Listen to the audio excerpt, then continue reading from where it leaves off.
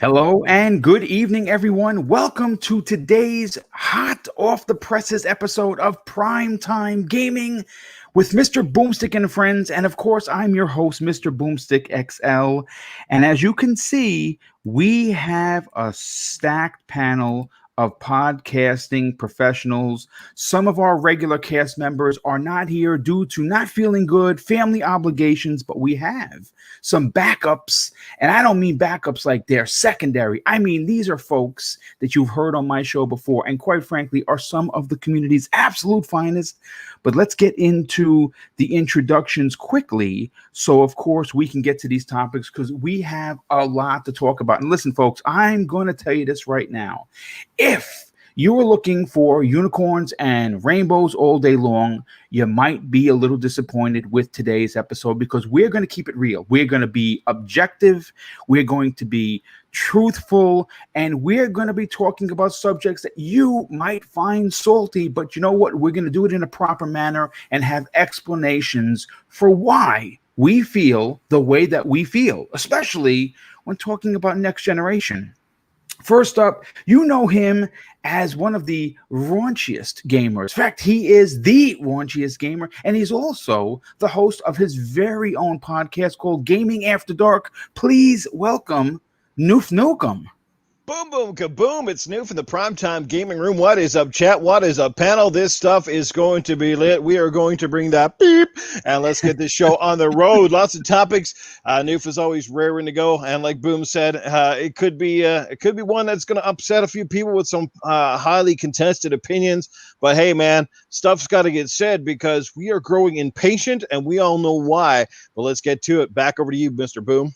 Well, thank you. Yes, sure. It's great to have you a part of today's program. Not because we're good friends, not because you are community member number one, in my opinion, just because you have been very outspoken about your personal distaste with the way things are going, and it just so happens you're coming onto a show where we're going to give it to people raw. And again, I hopefully that they hang around, and I don't think we're the only ones feeling this way. As a matter of fact, I think that there will be a lot of people in the chat to feel a little bit uneasy or on edge and concerned about what next generation is going to look like in a couple of months. But let's continue with the second guest. Now, you know him as someone that's relatively new to the community, but certainly not new to gaming. He is one of the voices on the Xbox Factor podcast. Please welcome to the table, VJ. What's up, dude? How's everything? Hey, Boom. How you doing? It's always fun to be involved in gaming discussions. So thank you for having me on again.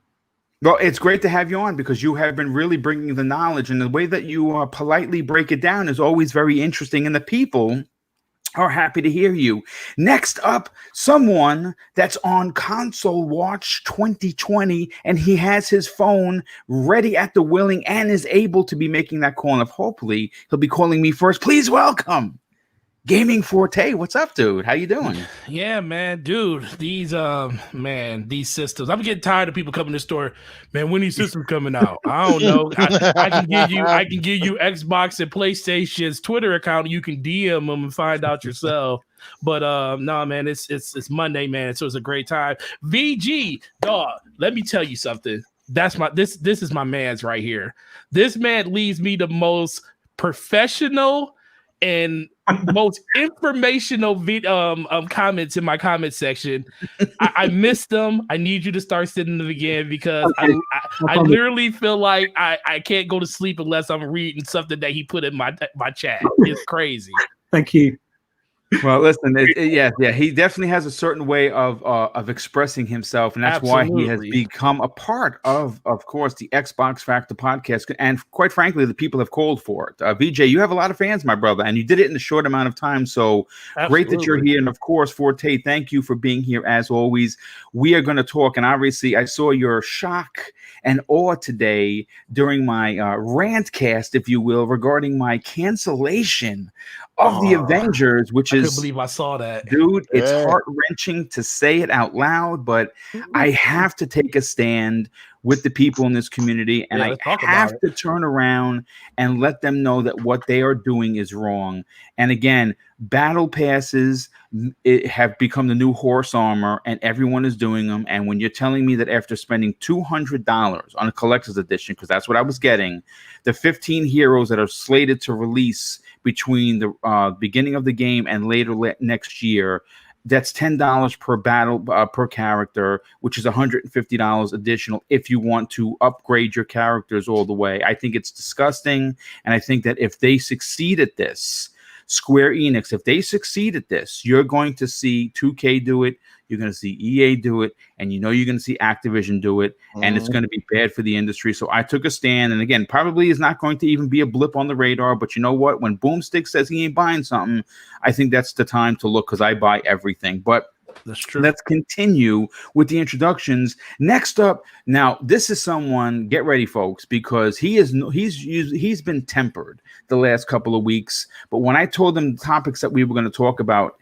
the fireworks started 3 days ago. And of course, I'm talking about the middle-aged gamer guy. I know you're raring to go. Welcome to the show, dude. Well, good evening, Boom. Good evening, chat. And good evening to this very diverse panel this evening. I am the middle-aged game guy, better known as the Mag, on these killer streets. And I am like a caged lion pacing back and forth. I can't wait to get into this tonight. Yeah, it's going to be a lot of fun. And there's going to be a lot of great opinions. I'm looking forward to it. Next up, and certainly not in no way least, he's someone that has been doing the Bat2C since, of course, both games from Rockstar and Montreal, I'm saying WB Montreal showed off their wares. And of course, some people walked away with it ho-hum. I walked away with excited. Hey, please welcome to the show, Cybernox. What's going on, chat? Awesome panel. VJ Newfin here. You know it's going to be a good show. I'm not going to lie. Boom, I had my fingers crossed, my arms across, my legs across. I was like, he's going to go to me before he goes to Mag. He's going to go to me before he goes to Mag. Sorry. But dang it. Okay, nah, it's all good. It's all part of the show. Yeah, can't wait to start, talking about these topics. It's going to be a good one. Let's go.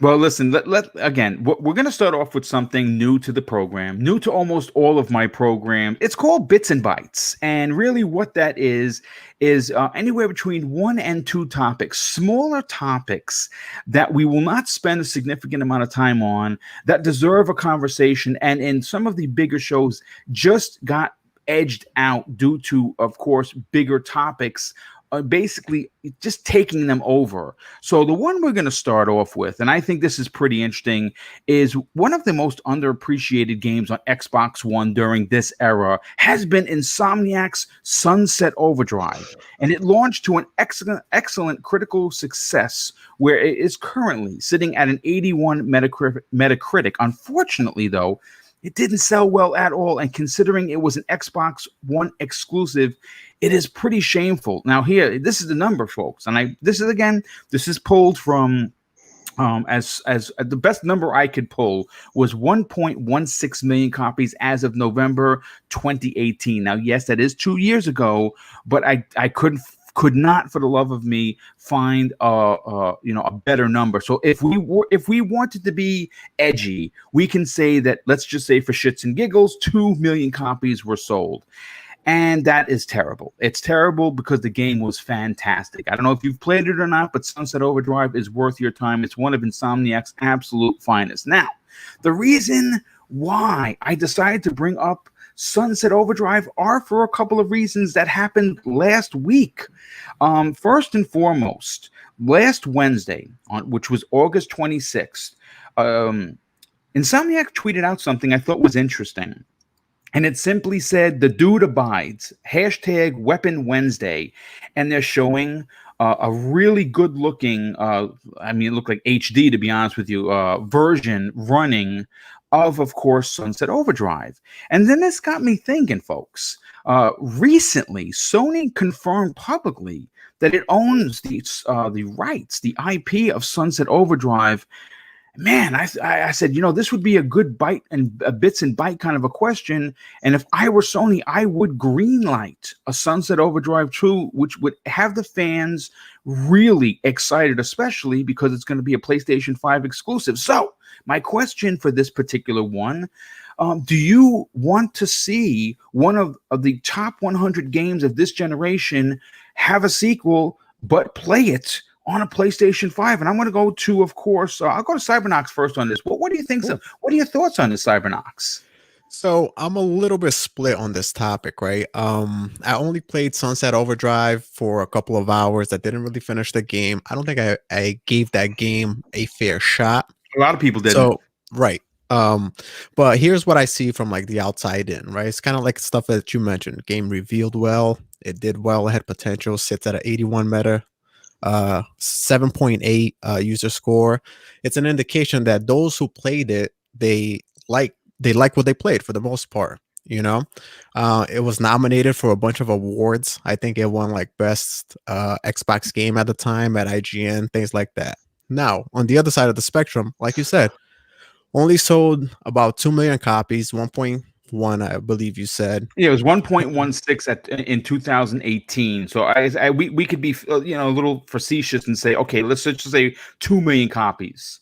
Yep. So let's say at 1.1 or 2 million at $60, it didn't sell wonders, right? So did the company make money on it? Did Microsoft did not make money on it? Like, we don't know that, and it takes a lot to make these games nowadays. So obviously a company is looking for some kind of return and things like that. But what I do see when it comes to Microsoft is that sometimes they don't take chances on some things like this. Now on that same argument, right after Sunset Overdrive, I think Insomniac went and started working on Spider-Man. We can even see a little bit of the Spider-Man or Sunset Overdrive on the Spider-Man games. So I think they would have put them at a difficult time back then. And also, sometimes when we ask for a game, we ask for a reboot. Let's remake this game, bring this game back. Like, we ask for it, but then we don't end up supporting these games. It happens a lot of times with some of these games that they bring back, and it doesn't do as well as it should. And we got to remember that, like, it costs money. But like, do I want a sequel? Back to your question, right? Do I want a sequel or things like that? I honestly don't have a dog in this fight. I can appreciate the game, and it clearly has, like, it was loved by those who played it. It was revealed well, and it had tons of potential. And if it only came out on the PS5, it will kind of be it will kind of suck for all those fans that purchased it and played it on the Xbox ecosystem. Those people that loved it, because that was the only place to play it. So now you would have to consider buying a PlayStation if you don't already have one, just for that game. But I don't think that is a system seller. You know what I mean? You know what? It's funny you say that, because what I want to do is, it's not a system seller, not at all. But it is a game when you put behind it. See, again, the thing that Sony does well, and what they continue to display with this generation, and what they appear to be doing for next generation, is that Spider-Man Miles Morales is coming, right? And that is going to be a big game, regardless of whether you personally, not you, but anyone considers it to be DLC or not. That's fine. That's your opinion, and you're entitled to it. You don't have to buy a Miles Morales. I'm fucking buying it day one. There's no questions about it. But I will say this. When you have games like Spider-Man Miles Morales, a bug snacks, even though we make fun of it, starts to look a little bit better. Smaller games that you might overlook seem to get roped into the excitement of the launch simply because they are surrounded by big games. Bug snacks wouldn't look like a single A piece of garbage if you had this and let's see, Demon Souls. Whoa, as a motorcycle goes by. Hello. Yeah. Jesus Christ. Wow. That guy sounded like he was in my living room. I mean, again, think about that for a second. If you turn around and you have a couple of big games, smaller games start to get elevated. A game like Sunset Overdrive 2, there's a couple of reasons why that would be big on the PlayStation 5. One, it would be Sony's way of giving Microsoft the finger, right? Like, we have I was Sunset about to Overdrive. mention that. And more importantly, they would be able to potentially, bring people over who loved it on the Xbox One, could now play it on the PS5. The one thing that Sony is good with is making people buy their console. That would be on top of everything we already know is coming. God of War 2, Horizon Zero Dawn 2, Sunset Overdrive 2. Wow, that'd be an exclamation point. And just to that point as well, Insomniac, obviously they made at that time, maybe the game was it was a, you know, it had the humor, it had everything. And Insomniac, I don't know if the marketing back then, I don't know why the game didn't succeed, right? Well, but I mean, now it didn't they can succeed use, because there wasn't even 10 million systems on the on the planet. It was but under 10 million systems that were available. It's not going to sell well. I mean, that's just the way it is. yeah. But now imagining you just made Spider-Man, and now you can include that on this from the creators of Spider-Man. Yep. Here comes Sunset Overdrive 2, things like that. Like, I understand this business, if it comes out, it'll probably only come out on the PS5, and kind of like what you mentioned is a way to get new customers in there, and even your audience is much wider on the PlayStation, so. But I will say one thing, Sean Layden back in 2019, he did say that they did own the IP, but they currently had no intention, I believe, of working on Sunset Overdrive 2. But obviously Sean Layden is not there anymore. Yeah, so I mean, things could definitely change. Well, I'll put it to this way. I'll be happy. I'll be, if they make a second one or something like that, I'll just be happy for those that they were a fan of it and that they can play it. Yeah, well, interesting. Interesting. Thought on that for sure. Noof Nukem. Let's bring into the conversation. Again, Insomniac has a way of getting fans excited, and they are the ultimate fishermen, right? They drop the bait into and like lures, right? They did it with Resistance. They did it with Spider-Man. They're doing it again with Sunset Overdrive. They don't drop these tweets for nothing. Mm-hmm. Right? There's always a method to their madness. In your opinion, coming from an Xbox guy, how big of a deal would a Sunset Overdrive 2 be for the PlayStation 5? Well, it would be I don't know. I don't know if it'll be a huge deal. I mean, obviously, if the game didn't have the backing of a company like Insomniac, I think the game would pretty much be ho hum on announcement. You know what I mean? Like their name speaks for itself. Their name only escalated that much further, having a huge hit with Spider-Man, right? Like, and that's the thing. You can take a good studio and make them great by putting them next to the right property, right?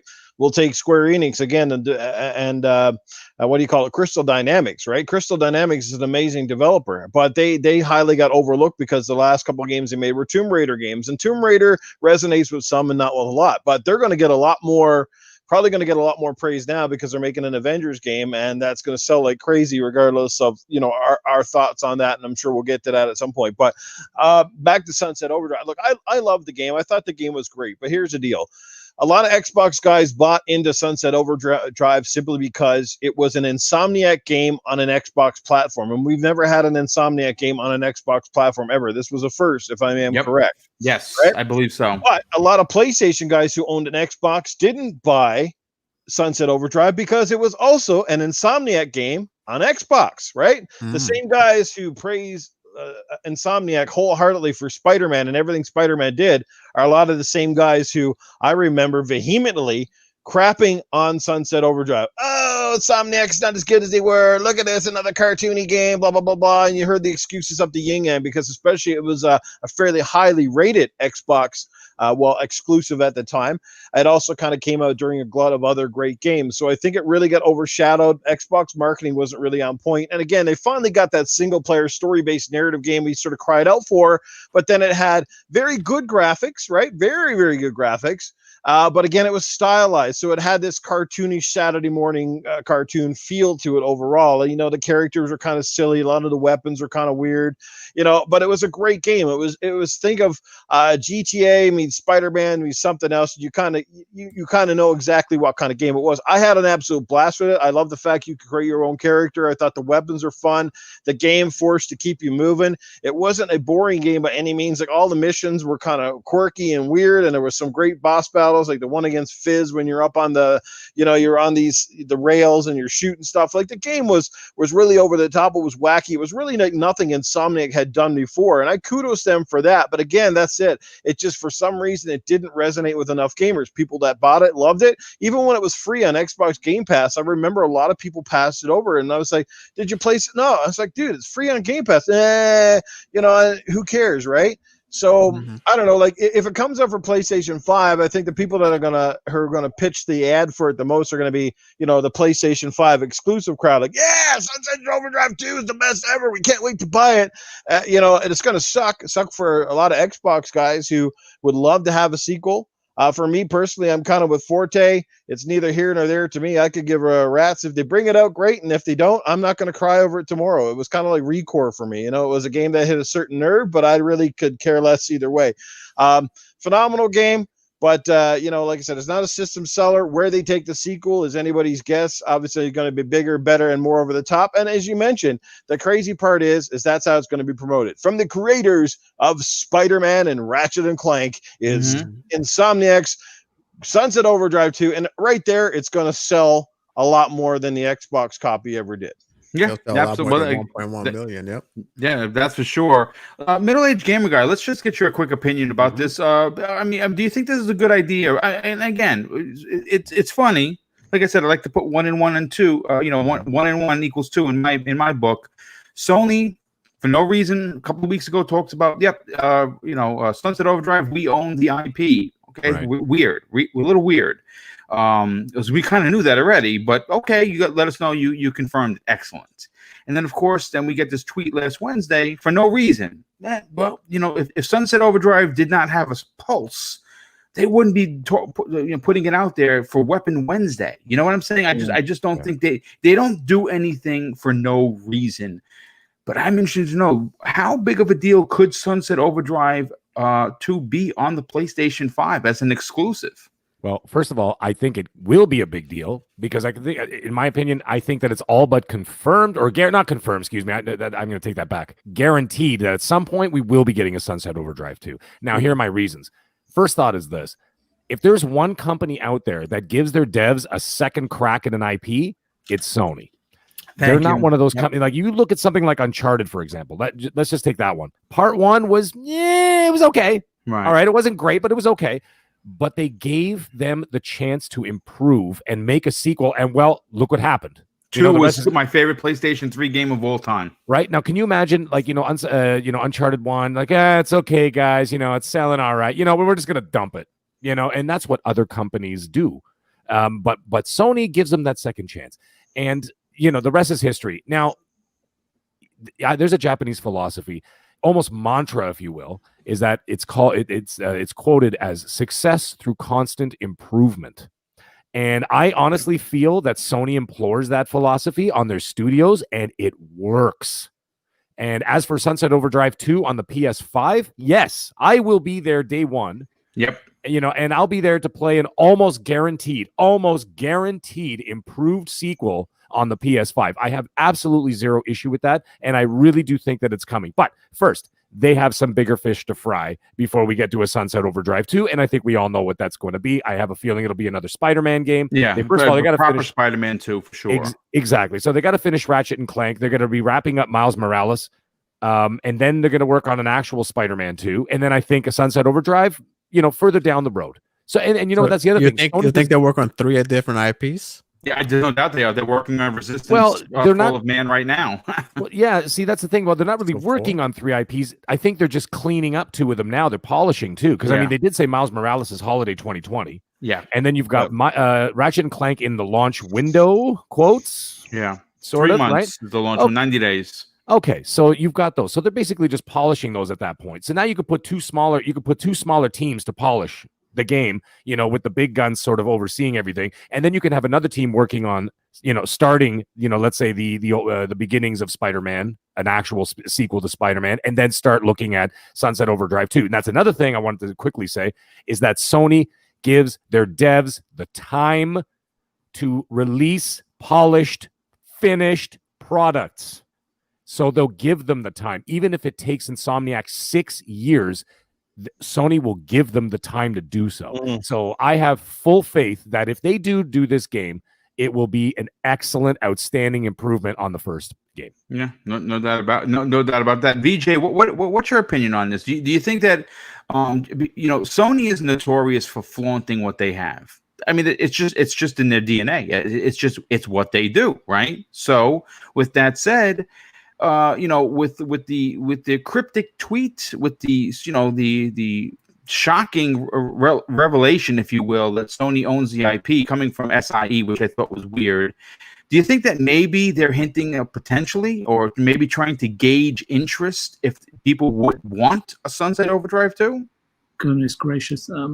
Just before I get into Insomniac, it's like the bargain of a generation, right? For the price that Sony picked up Insomniac, it's like a 229 million. It seems like you're right. It seems like a bar like you went to the dollar store. Especially if you compare it to AT&T wanting a sort of eye gouging $4 billion for Warner Brothers Interactive, right? It's just insane. It's a fantastic deal that they did. Anyway, back to answering your question. So Insomniac, from my perspective, are pretty busy. They seem to be the busiest studio out there at the moment.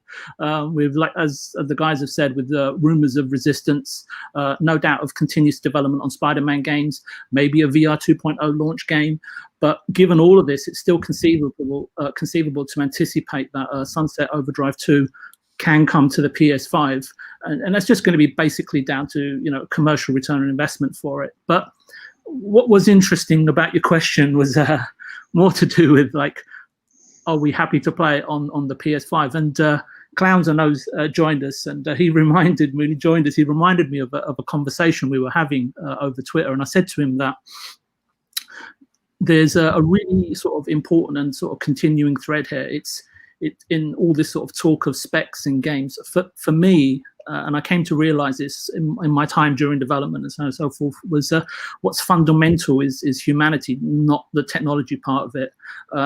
We've evolved, like, by meaningfully incorporating sort of play into our lives and community development. So it's down to what extent you can sort of engage the user or the player's imagination. That is paramount, not the technology or any of that stuff. So and that goes back as far as, like, stories by the fire, drawing on walls, rolling dice on a table. Tech and brands are a distraction. So I say, whether it's on Xbox or PS5, ignore the PS5 or the system for that matter, and just spend time playing the games that give you joy. Yep. No, I mean, that's a great point. I don't think it could have been said any better, to be honest with you. It is all about the games. Does it matter where you play? Well, for some people it does. Me, I'm playing right now. I'm playing Fall Guys. I'm like, it's like crack cocaine. Like I can't stop playing it. And it was free. And I dropped $10 in DLC because I wanted to look like a pirate. And now my guy looks like a pirate. It's great. The world is great. But we got to hook up on that game, Boo. Oh, dude, we definitely, and we got to broadcast that. I was playing it last night, man. I was having a blast. So I couldn't get out of the first round for a long time. Even when you lose, it's funny. Even when you lose, it's funny.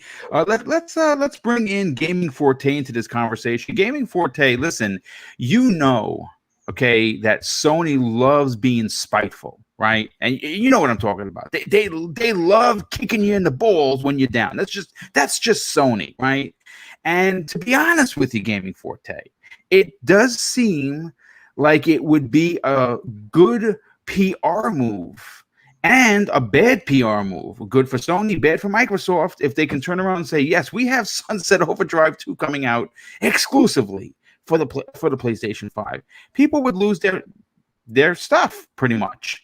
But I think that the game, besides all of the nonsense, but the high schooling that's going to go on once this thing is announced, I love the first game, and I don't care where I would play the second one. I wouldn't play it on PC, but if you told me I had to play it on a PlayStation 5, I say sign me up. I'll take it. What are your thoughts on this, dude? Is there a chance, with all of these little hints that both Sony and Insomniac are dropping?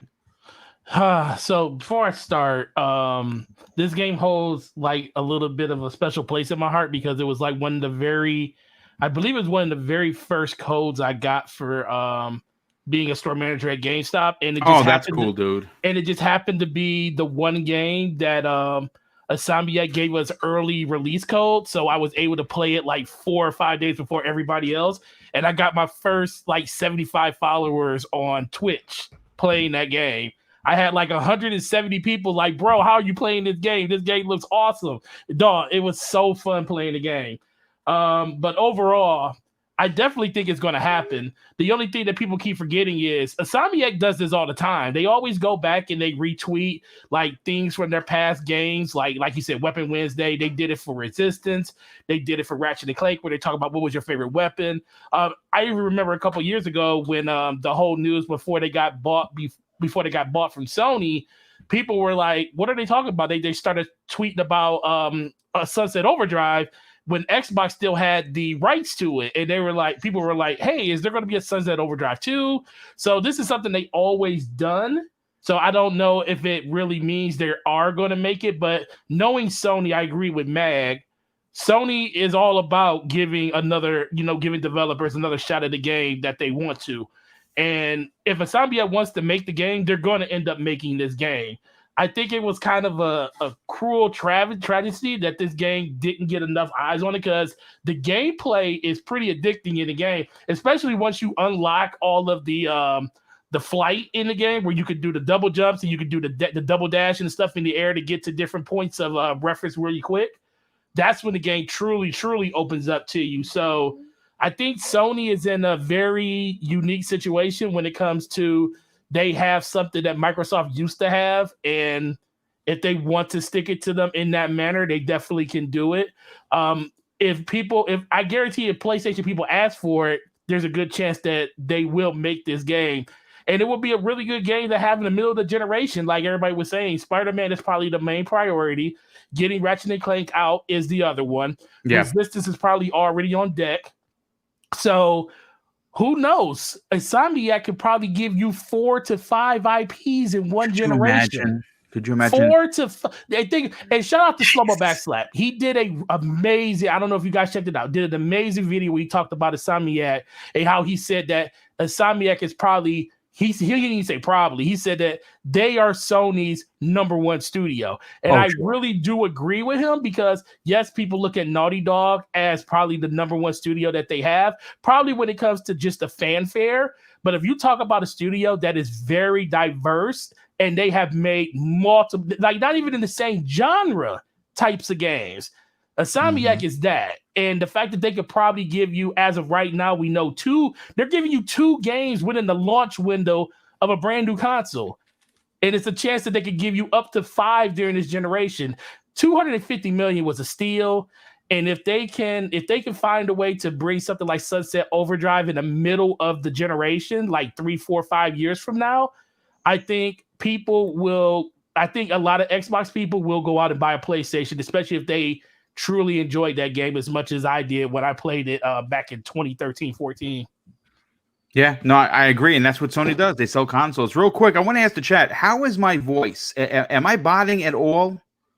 Nope. I'm interested because a couple of the guys in the chat said for some reason I sound like I'm botting. Just interesting to know if the chat hears any echoes or am I botting?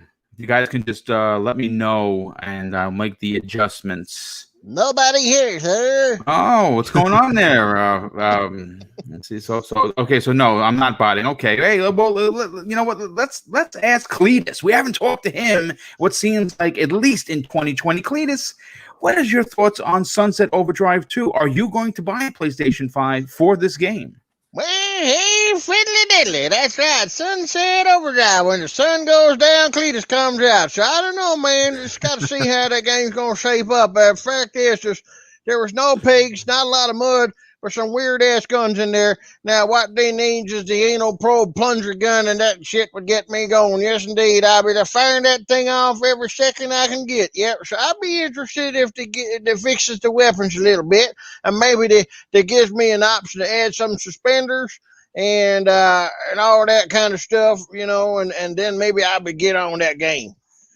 Okay, well, it sounds interesting for sure. Listen, clowns, why don't you take this to be the last to talk about this topic? For you, do you think that this is ingenious of both Sony and, of course, Insomniac to do these little tweets to potentially gain some interest of the fans? Yep, I do. I think so because it kind of gauges the audience to see who's interested in it. And I think they're doing that because of, even I didn't see it as a big success on Xbox, even though it should have been. I thought it was a fantastic game. So I think by doing these kind of tweets from a PlayStation perspective, they're trying to see who in their community would buy this game and like this game. And I know that Insomniac was actually interested in making a Sunset Overdrive 2. So, yeah, I mean, it makes perfect sense that they're doing this. I hope it does come out. And even if it does come out on PS5, I'm going to play it. I love the game. I think it was a fantastic game. Yeah, you know what? It would be a gut punch for Microsoft if that in fact happened. Again, we don't know. It's just one tweet. It's just one statement from Sony, but they do own the IP. How if it was the next big game? I gotta give that game another PlayStation? shot, man. Jeez. How if that game comes out and they sell 5 to 6 million in the first month? That would be again. You know what, bro? It would just be possibility. Well, look, the PlayStation fan base is rabid. There's no doubt about it. And like everyone has alluded to, the one thing that Sony is really, really good in is giving their developers what they want to do. And if Ted Price turns around and says, "Listen, the people we think we could on a stringent budget bring you Sunset Overdrive 2," because from what we understand, see, this is the thing, folks, people don't understand this. I think most of the game is done because remember, they wanted to make a Sunset Overdrive 2 and Microsoft said no. So they could logistically be in somewhat pre-production, and because they have all the assets, because they own all the assets, they could easily put this together for a budgeted price. Maybe not a $100 million game, but maybe they can do it in a way that they could use some of the assets that they had, bring it to next gen, and then and sell it as a PlayStation 5 exclusive. Man, it would be a win-win. But you know what? Look, we've been on this for about 30 something minutes. And, again, it's meant to be a small topic. I thought it was interesting, certainly worth a conversation, at least in my opinion. But you know what I want to do is I want to turn the fire up on this barbecue.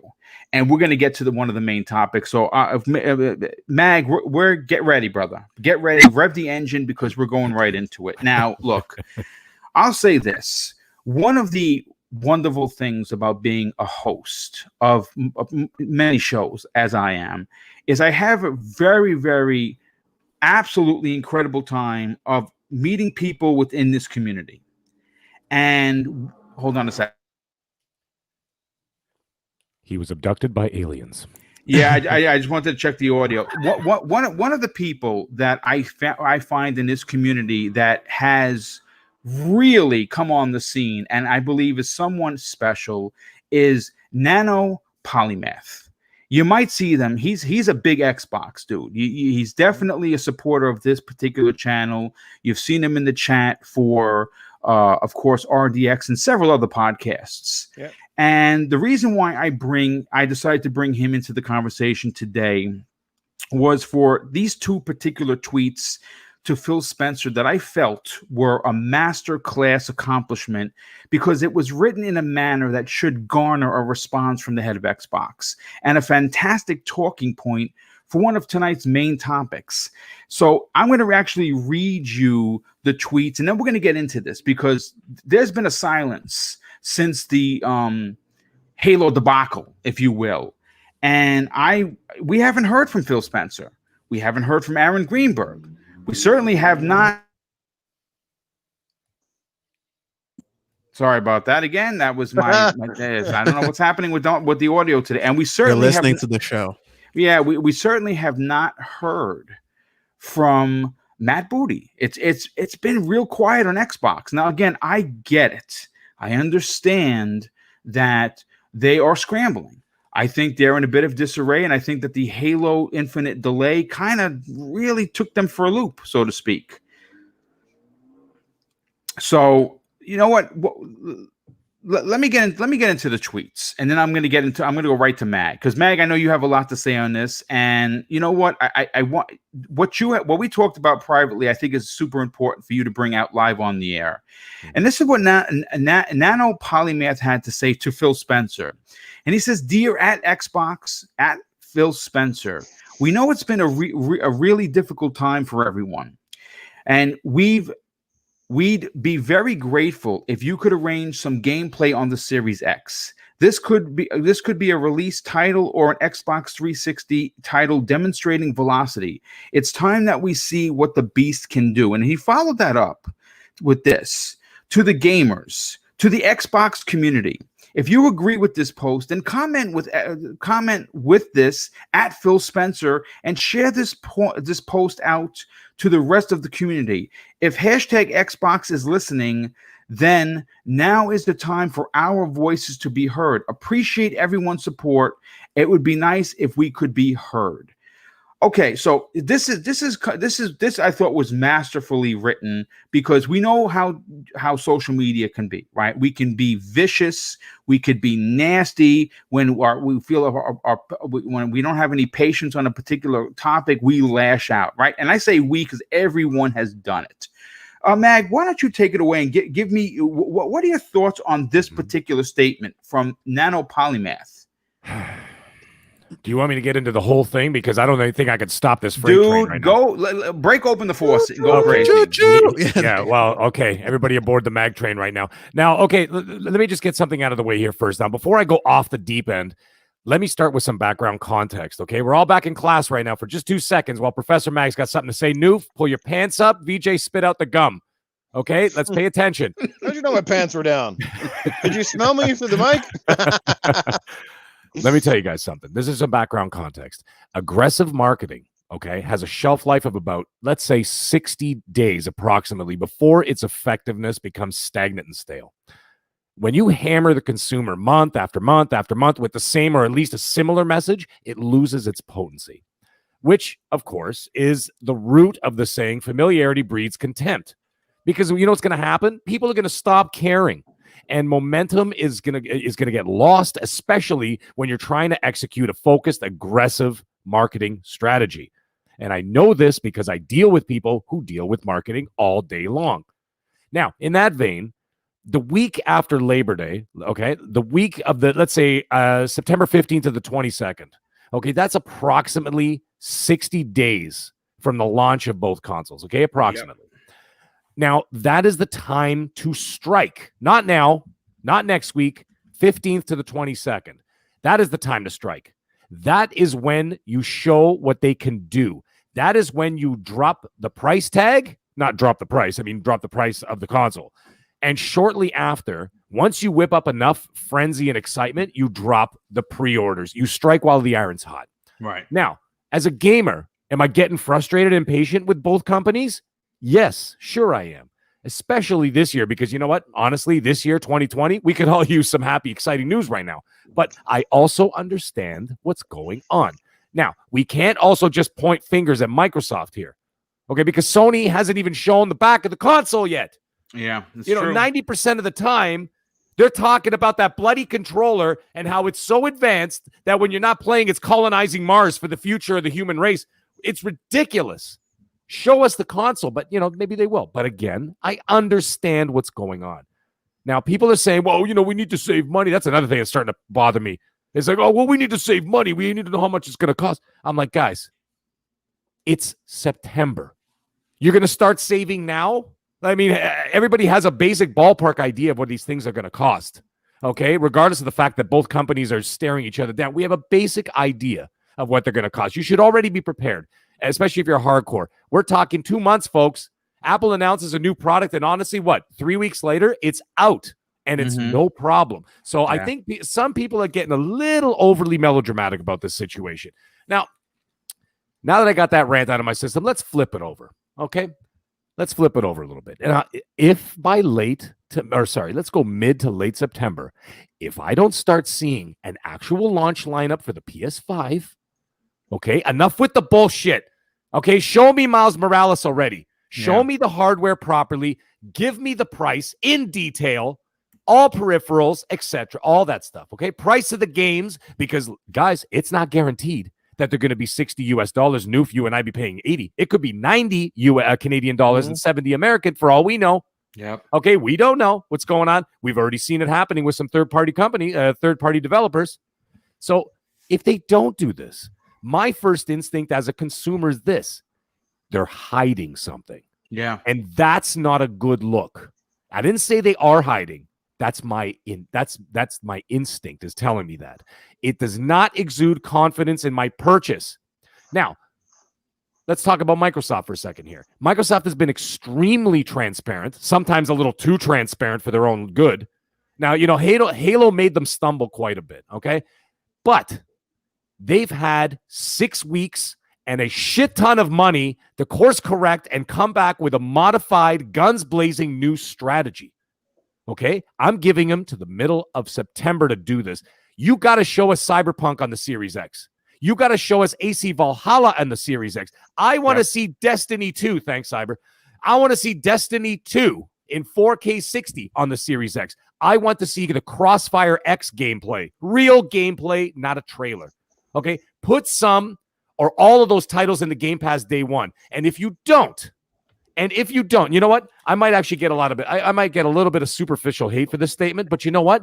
It's the truth. And sometimes you just need to hear the goddamn truth. And let me tell you something. Okay? If you don't do these things, then Xbox is content to sit your ass in third place and you can tread water in mediocrity for the next 8 years. Okay? Because that's where they're heading if they don't do this. Now, don't get me wrong. This is not necessarily my view entirely, but if you put your finger on the pulse of the gaming community, and that statement I just said is the common thought about Xbox, they need to smash expectations, and they need to do it in September, no questions asked.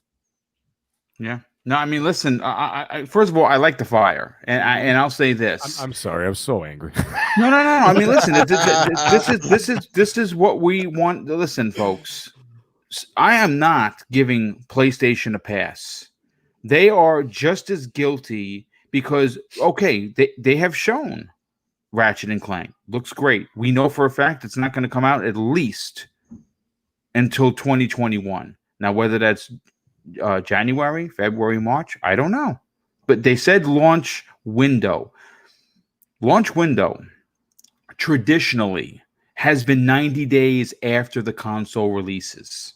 So if it releases on November 17th, let's just say, for the PlayStation 4, the latest we should see the game would be in February, right? Mid-February is when we should see it.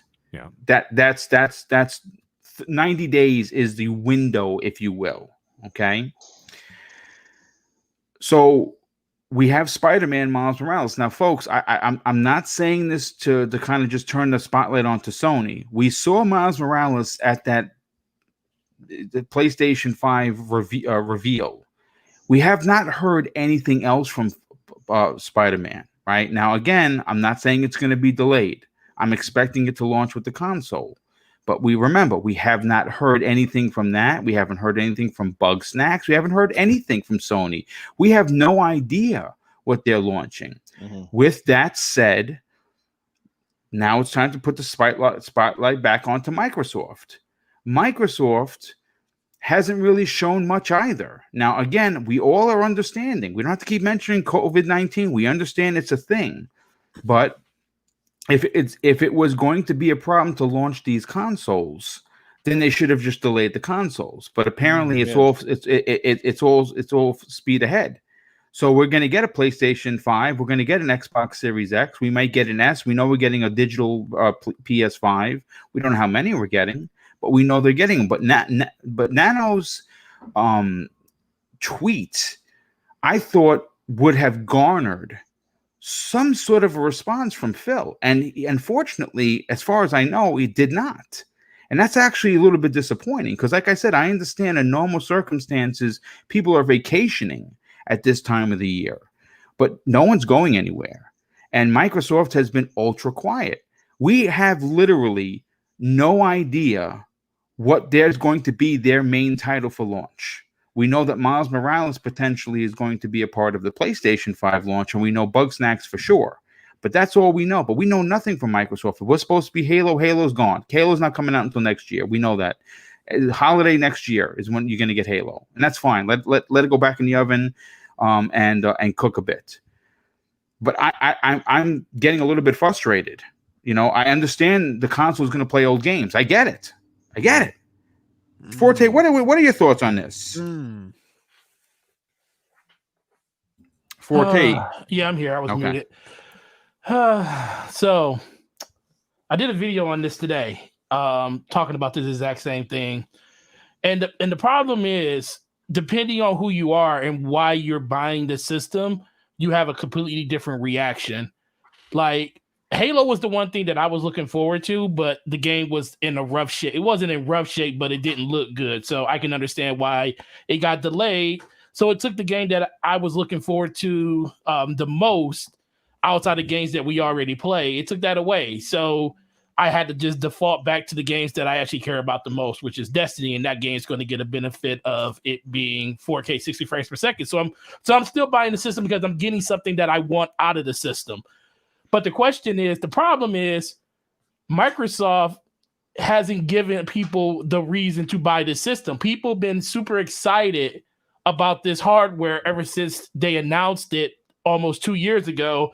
And then that excitement even went higher once they showed the box back in December. And then they showed us the trailer for Hellblade, and that kind of cemented it all the way. So I think for most people, why are you buying the system is the problem. Like, are you buying the system for certain games? Because guess what? Microsoft hadn't shown you anything. So if the games, if there's no game that they're showing you, that if they're not showing you a game, then why are you excited for the system? I understand that everybody wants to go out and have the newest and latest. Trust me, because that's how I am. But I wouldn't buy this system if there wasn't something that I was going to get a tangible benefit from having it, because I think the thing that keeps going on deaf ears that people that are paying attention to is people keep, when Phil Spencer says you don't have to buy this system, I think people think of that as like, oh, he's just being PC. Of course, they want to sell systems. He's the head of he's part of a head of $1 trillion company. Of course, he wants to sell systems, but he wants to be inclusive. But the problem is the message Microsoft has been telling you for the last 2 years is we just want to have the most powerful system. We want to have the cheapest system. And we want to have Game Pass for you to be able to have the games to play in. They just gave you a bunch of they just purchased all these studios, and I think everybody's getting to the point where they're starting to forget that these studios are nowhere near ready to release these games. And a lot of the games that were already in pre-production for these studios already had deals by everybody else. This is something that I know we brought up on Crossfire a long time ago. Like, so what's going to happen with Obsidian? They made a brand new DLC. They had to work on this DLC that came out for Outer Worlds before they could even start working on anything else. So how far did that push Avowed back? Well, so they have at least four development houses within Obsidian. Yeah, they do have like 4, but the difference is what studio's actually working on it. But the biggest thing is ultimately it just comes down to Microsoft has been telling you forever that you don't need to buy the system. And I think that's for a reason. They know outside of Halo, they don't have anything for you to buy this holiday. In my video, I said the thing that people have to realize that they'll be doing is playing games they already have.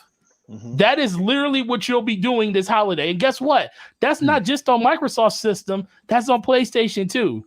The only difference is PlayStation just has a really good studio, and Microsoft does too, but PlayStation has a studio that for some strange reason was able to get 2 games out at launch in the launch window in Insomniac games that we talked about in the first block. So outside of them and Bugsnax, of course, what else are you really playing? Spider-Man only sold close to 15 million systems. There's 120 million out there. So 85 to 90 million people, didn't care about Spider-Man, unfortunately. So what are they going to play? Guess what they're going to be playing? They'll be playing the new Call of Duty, running at 120 frames per second, 4K overall. They're going to be playing Cyberpunk. That's what these people are going to be playing. So, yes, it's very unfortunate. And I think the unfortunate thing is the fact that we haven't seen gameplay of what the system is like. Now, that's completely different. Because I don't think you should be buying these next-gen systems thinking that Microsoft's going to give you something first on the first party that's going to satisfy your needs of wanting the system. The problem is we haven't seen anything for Cyberpunk on the console. It's all been PC. We haven't seen even Halo when they showed it. God forbid if they would have said that was on Xbox Series X gameplay, the world would have fell apart. But good thing it was on a PC. So that's the problem that they have. Literally, they haven't given you a reason to buy it because they haven't even shown you what the system is capable of. Yeah. And that's the frustration right now. The frustration from the community is show us what you got. They've been touting most powerful system, cheapest price, Game Pass. Halo's the thing that's coming day one. Well, guess what? Halo just got nuked off the planet. That's not coming. So they instantly pivoted and said, now we're about, don't worry about this. We're all about the technology. We're not held by technology. We're about the games that we're going to give you. Well, what happened to the narrative about the power? Because that didn't go anywhere. That narrative is, trust me, in everybody's head. And trust me, the people that listen to it the most are the ones on the other side wearing blue. They heard you this whole generation going up saying, we got the most powerful system. But guess what? The game that they showed, at their reveal running on a PS5 looked better than what you showed on your $5 billion franchise. And that's unfortunate because that game looked more next gen than the game that costs more money. And it wasn't even running on our system. So that's what they need to fix. Well, you know what you're talking about is what is a question I'm going to bring up to Noof, because Noof and I were talking privately before we went live, and Noof, I want you to attack this question because like Forte just said, I think one of the most frustrating things leading up to this launch is, as gamers, we have yet to see a game running on the Series X. And I listen, folks, I am a diehard Xbox fan through and through. It's where I play everything. It's why I have a near 300,000 gamer score. I have over 1,000 games. I don't need to show you my accreditations for why it's my favorite box to play on. But even me, who normally it's unicorns and rainbows all day long, is frustrated as fuck. And I want to see something playing on this console. That's the end of the story. And if they can't, and if they had to retreat back to the bunker to figure it out, so be it. But come hell or high water, this hardware and services event that's supposed to be in September, Noof, better reveal actual gameplay of these titles. What are your thoughts?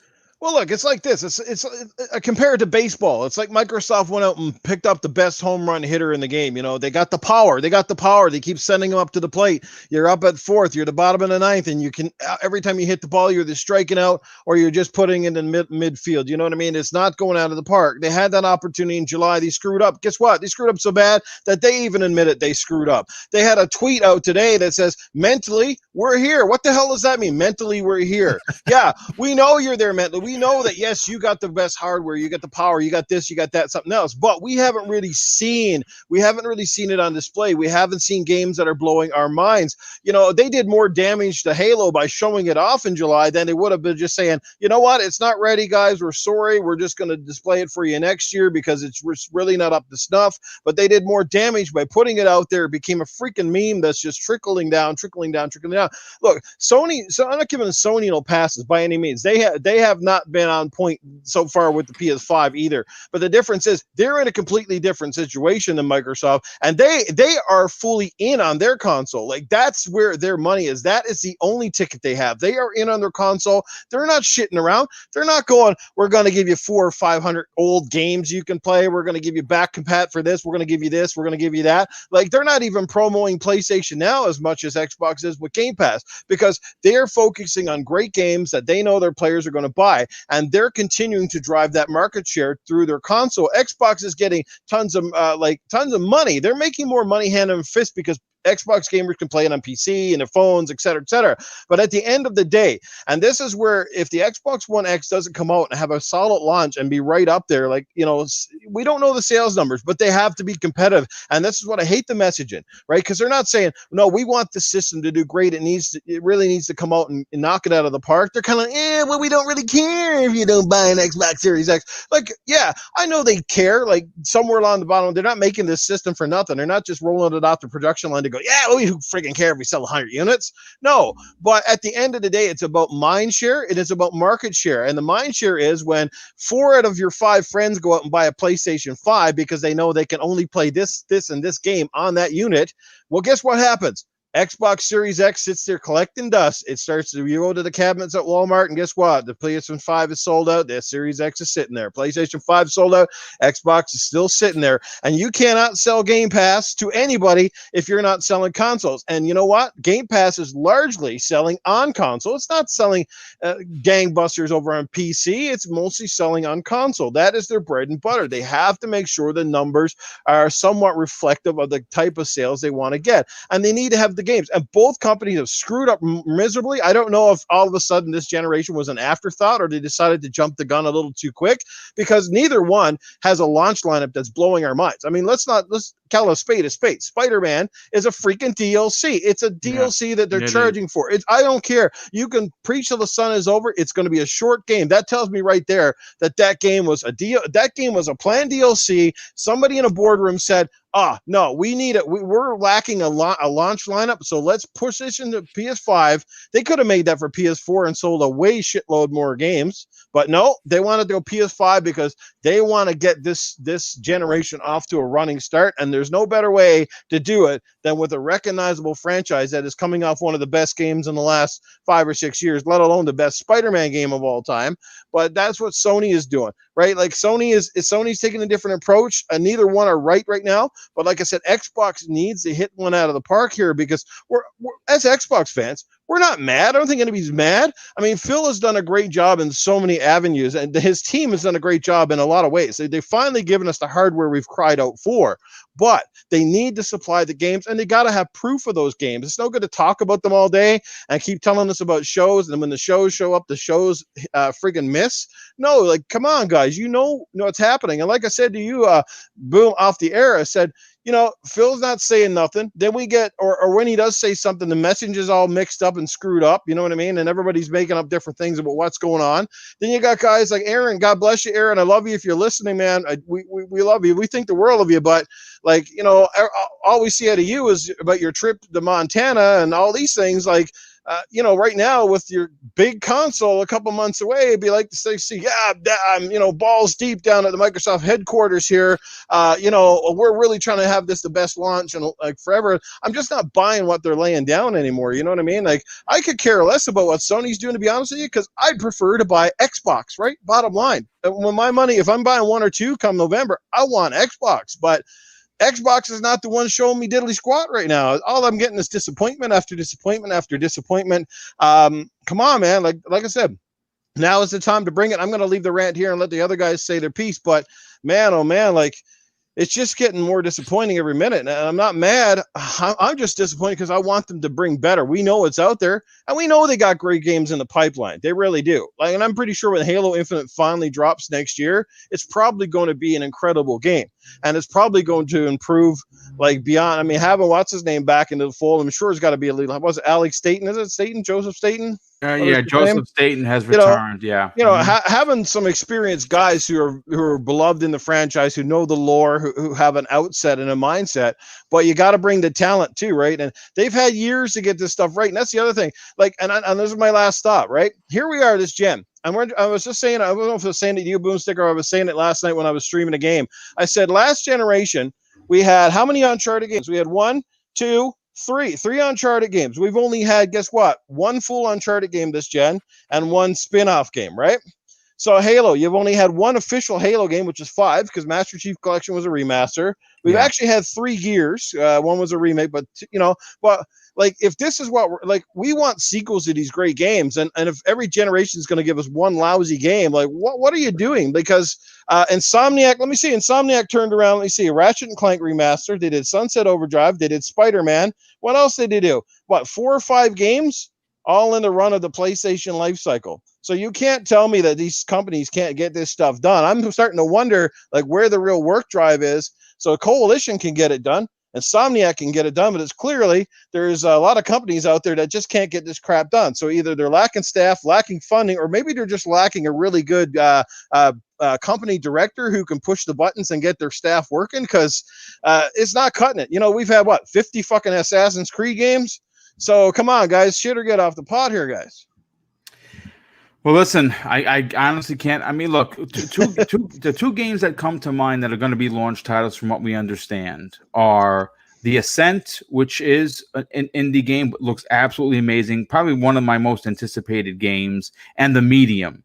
I believe The Medium is going to launch as well. So that's going to be a big title that's going to take full advantage of the Series X because of the dual worlds you'd be able to walk around in. So I think that the Medium could touche the Miles Morales, in my opinion. I think both games are gonna offer something for their players, but I believe that we're gonna be ruled, both consoles, by a lot of indie developers, and Microsoft has a lot in the pipeline.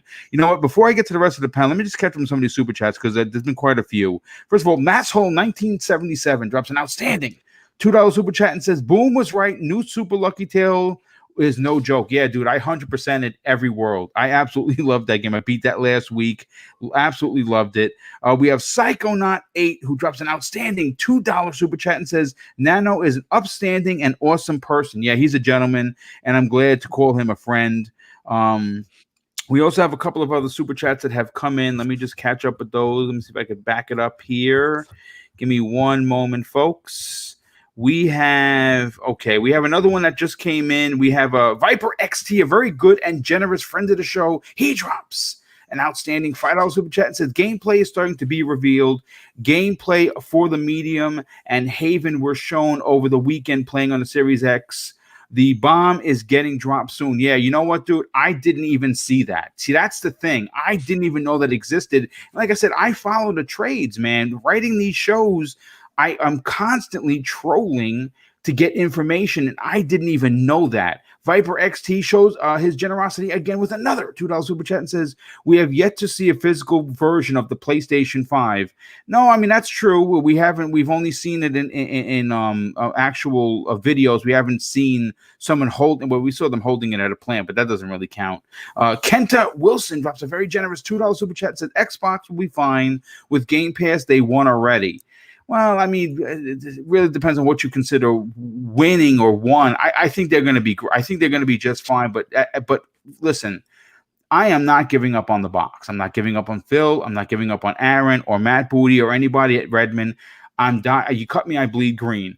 But I want better. I want more. I don't think that me asking to see games running on the Series X makes me a bad podcaster. I think I'm being very fair. I think I'm being open and honest. I think that's what you're supposed to do when you have a voice of the people.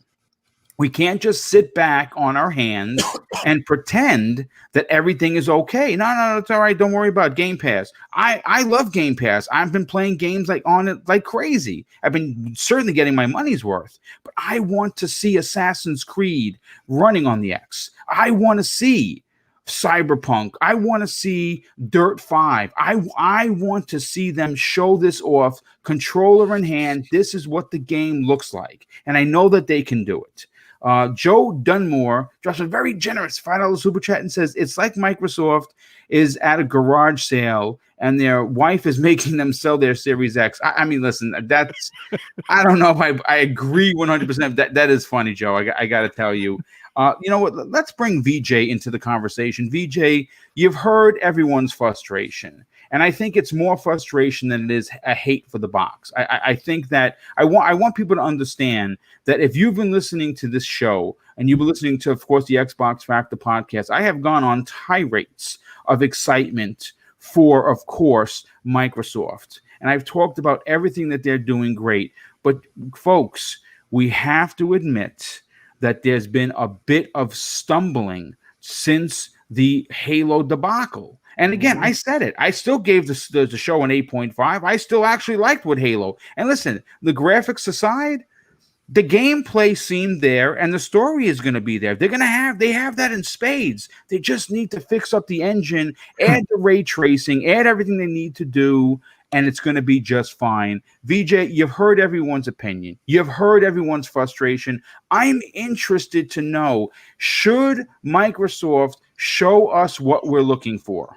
Okay, I'm going to just bring this has been very bombastic until now. So I'm just going to try and just mellow things down, put a bit of structure, because I think Noof, Middle Age Gamer, and the other guys, they've kind of outlined the frustrations and the issues. So I'm just going to, from my perspective, both companies are quiet. We know that, right? And it's fine by me personally, and I know that's not for everyone, but it is only literally a matter of time, right? Days or weeks.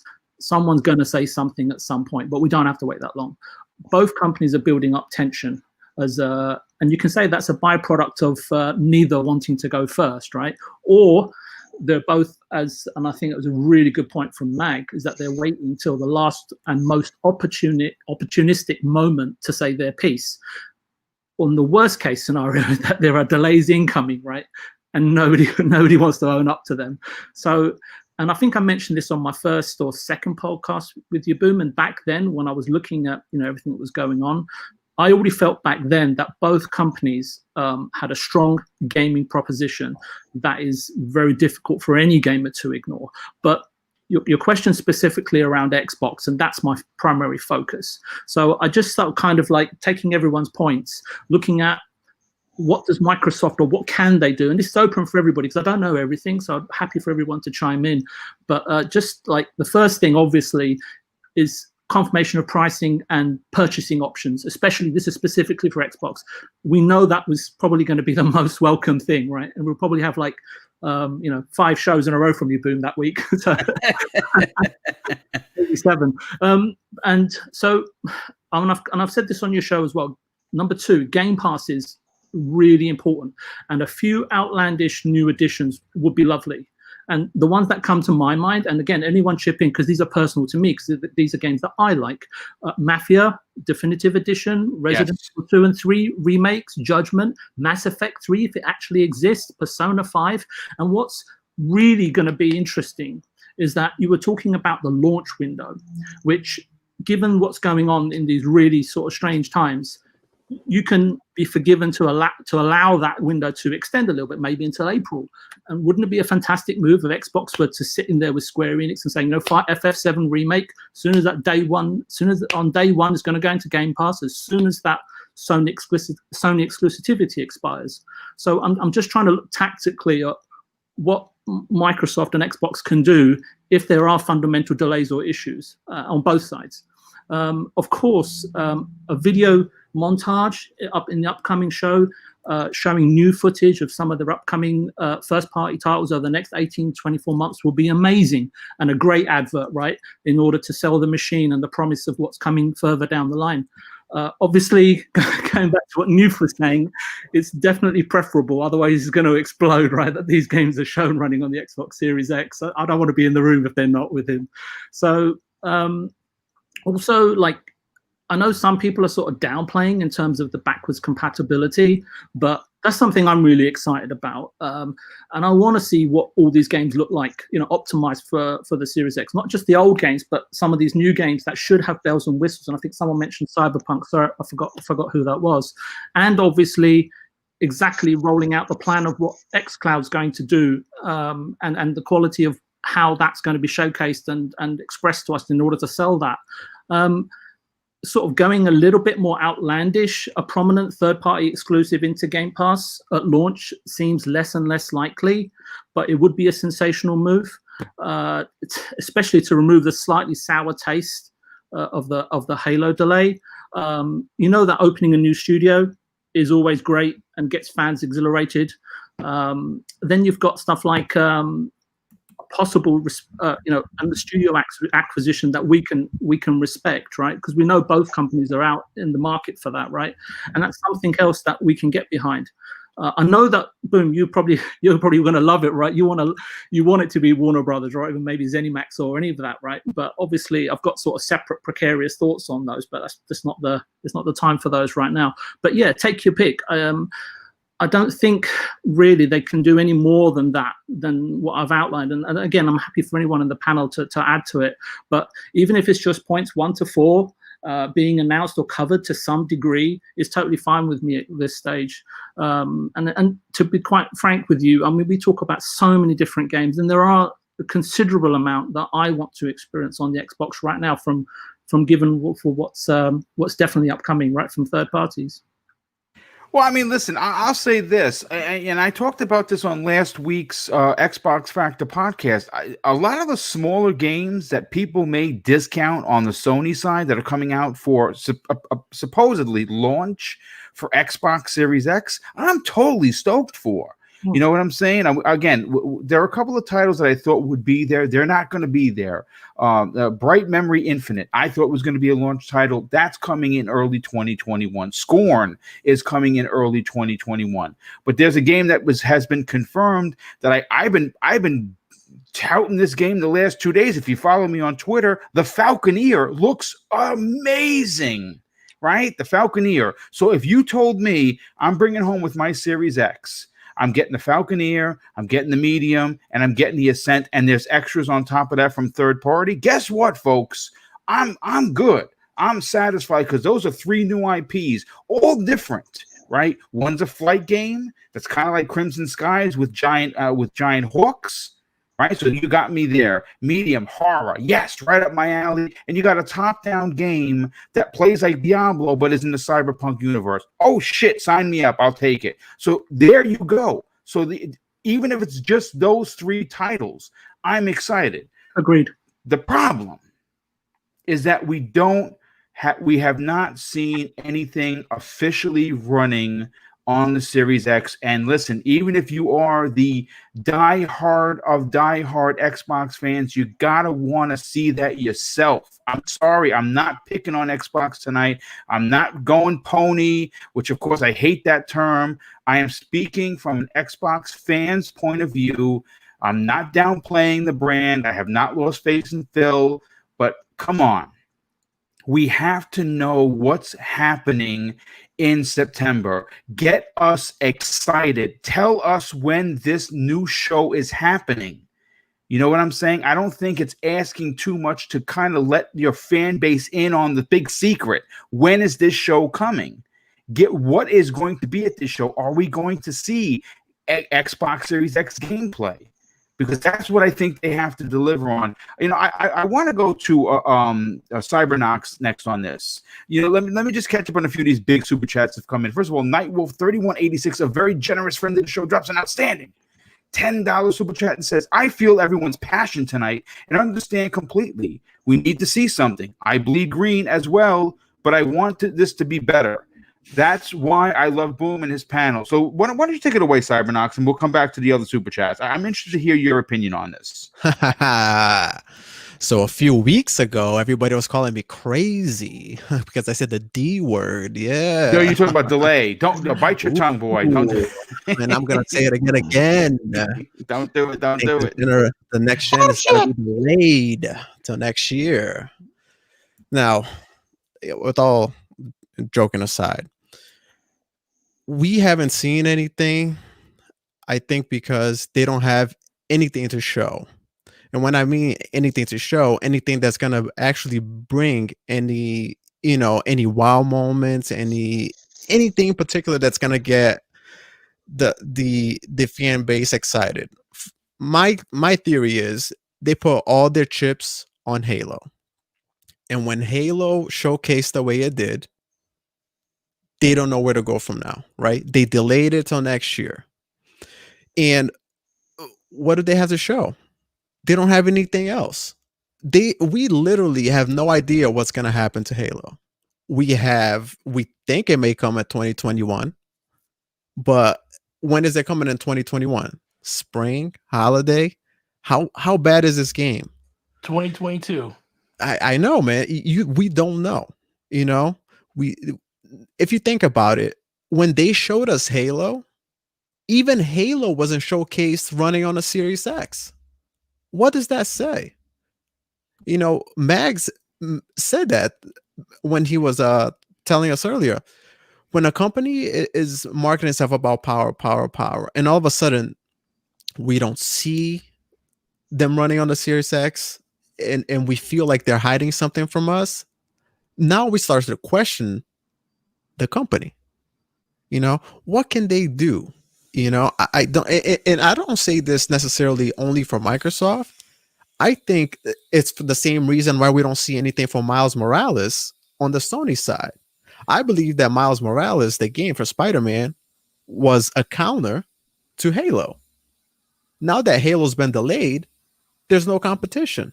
They don't need to show you anything right now, or they don't need to rush to show you anything, because just that, there's no competition for them. This is what I know. We're going to some unprecedented times right now, and there, like, what was I gonna say? Sorry, I lost my train of thought. Okay, yeah, I remember. Yeah, Forte was correct. You have to figure out, why are we purchasing this console? And I'm speaking obviously for myself. I'm not saying anyone should want these consoles to be delayed, because I wouldn't want them to be delayed either if we had a proper launch. So you got to ask yourself, when both of these consoles launch, why am I buying these consoles? What do I want these consoles to do for me? Obviously, we want better frame rates, loading times, everything like that, which I've mentioned here before. But which developers are gonna take advantage of that? We've seen that here with the Xbox One X. Not every developer took advantage of I don't think we've even utilized fully the Xbox One X. So why not? If things are so, if the messaging is so mixed right now, we don't know what we're getting, what we're doing. We don't even know, kind of like what Mag and VJ said. We may get news in a couple of days or a couple of weeks, but this is the first time ever that we're approximately 2 months away from a console launch, and we don't even know the price. Yeah. We don't even know the price. It's concerning to say the least. We haven't seen anything run on the series. And if you're thinking, okay, I'm going to play my games better, the games that I'm currently playing, yeah, I completely understand that. And if you're comfortable with that, that's fine. That we all game for different reasons, and we all experience different things. That's fine. What I'm saying is, there's no, with the exception of maybe a handful of games that may take advantage of some games, but you can see that all the other if you buy Cyberpunk, if you buy Assassin's Creed, all those day one patches are not coming day one. No. They're coming 2021. Yeah, so but it's still going to make the games run better. Remember, sure. you have the smart learning, you have the VRS. If you play a current gen game on your Series X, it is going to run better than it would run on your Xbox One, even if it doesn't have like the next gen patch. Like, for instance, Cyberpunk is going to run better because of the SSD and the VRS, right, and the machine learning and everything that. But again, these are things that we've heard in theory. I would really like to see this running. Yeah, like, I understand, like, we are all excited for next gen, but unfortunately we got hit with some, crazy things this year. I'm just saying, know what you're buying the consoles for. I'm no developer, so I don't even know if the games that we have, we're going to need another patch on the Series X to take full advantage of it, right? I'm not sure. I don't know if they have to do any more work on on their end for us, to get even better resolution, get better frame rates and things like that on the Series X. So my opinion is, if they need whatever they need to do to wow us for this console release in November, they better bring like their A game, because they've been on a freaking nosedive ever since May. They had all the momentum, and then it was the third party reveal games, and then their excuse for that this was a third party reveal, and we were talking about gameplay. Okay, so now their messaging starts to get scrambled, right? And then comes the July showcase, and then they show Halo, and Halo literally became a meme. Yeah. And then for Phil not to even answer that guy's tweet, which it was very well done, just, hey, give us something showcasing the power of the Series X.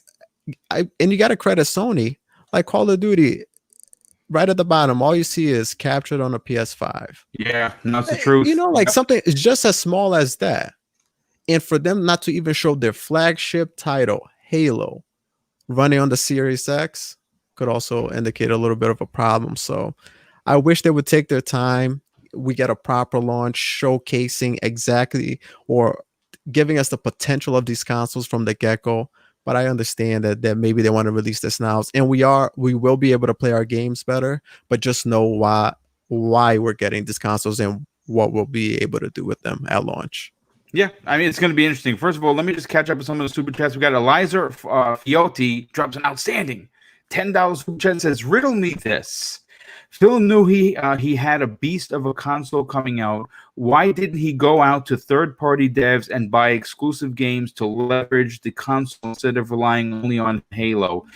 I think the easier answer is yes, because they thought Halo was going to be ready to launch, and they kind of put all their eggs in one basket. Now, we don't know if he did that because we haven't heard anything. There could be a big third-party game that they marketed right into Game Pass at launch. We don't know. I mean, it would be a big deal. We have Psychonauts 8 drops another $2 super chat. He says Martha is dead and running in game on the Series X. Oh yes, Martha is dead. Yes, that's the horror game that was a PlayStation 5 exclusive and now has moved over to the Series X. That does look dope. I'm not going to front. Nightwolf 3186 drops an outstanding, an additional $5 super chat and says, also, shameless plug, everyone go watch Mag and Cybernock's Batman trailer breakdown. So awesome and intriguing. Sorry to get off topic. No, don't be silly. Clowns, let's bring you into the conversation, and then we're going to move on to something I think people are going to find to be very interesting. Some people have been talking about it in the chat. For you personally, how big of a deal is it? And you're Mr. Xbox as well. Do you want to see games running on the box in the September show? Yes, absolutely. I think it's something that is overdue for fans. We should have seen stuff already. I get that there might be issues with first party titles, or stuff's getting delayed or not fully ready yet, but to be honest with you, there is really no excuse from my perspective that we couldn't see anything like third party wise. So I think there's stuff out there, and I think that they should have been shown. I'm very disappointed that we haven't seen anything yet. It is really a big deal for me because they're touting that they got the best hardware out there, and it seems like they do. But let's see something on it, man. Get us excited for it. Give us a reason to want to buy this over something else. Just because you have the best hardware doesn't always mean people are going to flock to it if they don't see what it's capable of. Exactly. I mean, it's the truth. Now, look, this is the next topic of conversation is probably going to close out the show, and it is a bit interesting one, and one that shines a light on the Xbox. And I know that we talked about this briefly in this conversation about backwards compatibility. Now, that may not be a big deal for some, but I believe it's a bigger deal for most. And I say that because we have heard Microsoft we're going to be able to play about 1,000 games when the consoles drop. That's something that Sony is not going to be, has been very, very muddied when it comes to the messaging on their backwards compatibility. We don't know what games. First it was 100, then it was the entire catalog over the course of the generation of the PlayStation 5. Then it was, a select few people voting. It's the most popular. And I think it's important, it's worthy of a conversation, bringing it back into the light for Microsoft, is because we know that there are going to be several games that are going to be available to play on your system. For instance, Gears 5. Okay, maybe you missed out on it. I didn't. I beat the balls off that game, but I sure would like to see it running at 120 frames per second. Now, some people in the chat have been talking about a story that broke today. And I don't know if it's how legitimate it is, because Sony hasn't commented on it. But if you remember, early on, Mark Cerny had made mention that there was going to be a potential of the older games being backwards compatible on the PlayStation 5, meaning that we were going to potentially play PlayStation 1, 2, 3, and of course some PlayStation 4 games. Now, I saw it on Twitter that it I don't know if it's been confirmed or not. I'm interested to get the panel's opinion. See, this is where Microsoft has the advantage, because a lot of people who poo-pooed backwards compatibility, especially on the Sony side, were cheering in the aisles. I remember it. Noof, you remember it too, about how backwards compatibility was coming, and that you're going to be able to play all of the PlayStation catalog, PlayStation 1, 2, 3, 4, 5, 17, right? What are your thoughts on this? Do you think, I mean, their messaging, Sony's, has been very muddied when it comes to backwards compatibility, and they have not spoken about it, whereas Microsoft has been very transparent about how they have thousands upon thousands of hours pre-testing these games, getting ready for launch. Now, again, maybe it may not be a big deal. Maybe it's not why you are going to buy the X, but the fact that you can play some of your older games that might be in your backlog that you didn't get a chance to play, that are going to take advantages. I mean, for crying out loud, they showed Fusion Frenzy, an OG Xbox game with ray tracing. That's ridiculous. And that's the kind of stuff you're going to get. So what are your thoughts on Sony's failure to mention what backwards compatibility means to their fans? Well, first, I just want to say, with Microsoft and Xbox, I love it. I mean, first of all, by having backwards compatibility, it not only is a great fan service for those of us who have a fantastic collection of games we'd rather not sell, trade, throw away. And, it allows us to connect one less console. It allows for a lot less clutter, whether you sell your old console, trade it in, or you put it in a closet, but having those games accessible from, the latest and greatest piece of hardware that you have. And not only that, but seeing the benefits. I mean, a lot of these back compat games, I mean, like last weekend, I think not last weekend, the weekend before last, when we did the Gears of War 3 community game night, Gears 3 looks almost next gen running on the Xbox One X. It's so crystal clear. It looks amazing. Like a lot of these upgrades, and kudos to Microsoft for investing in that and not leaving out those fans. And I think every legitimate fan would like to have at least access to some of those back. Sure, we're not going to play them all, but there's that odd time from here and there when you're going to want to pick up that game.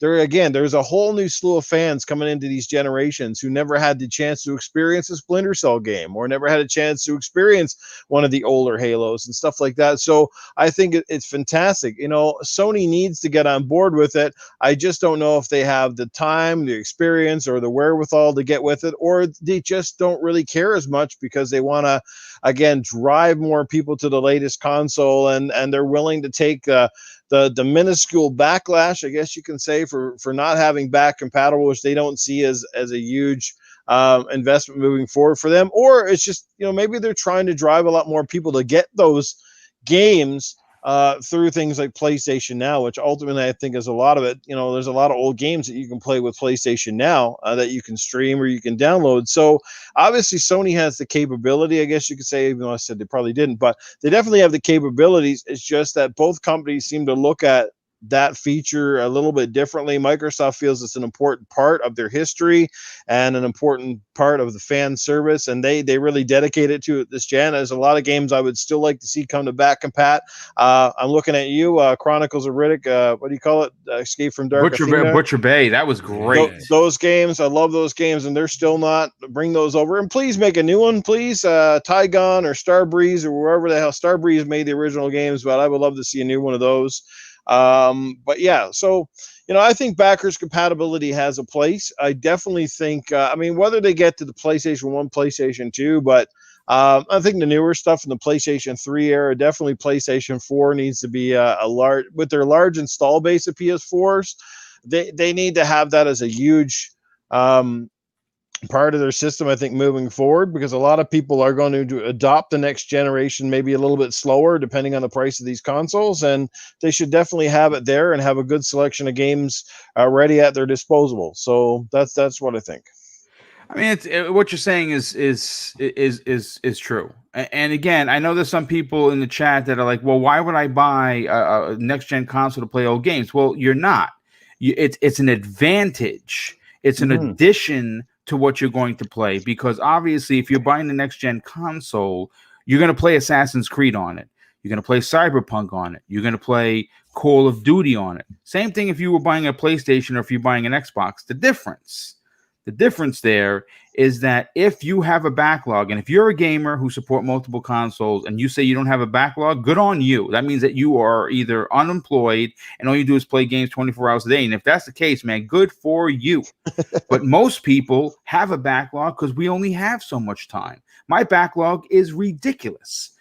But if I could play an older game with new graphics and take advantage of VRS and an SSD, for instance, which you're going to have on the Series X, it will be worth its weight in gold. Most one drops an outstanding, very generous $10 super chat and says Sony says they have the fastest hardware with no limits, but we haven't seen the console running yet.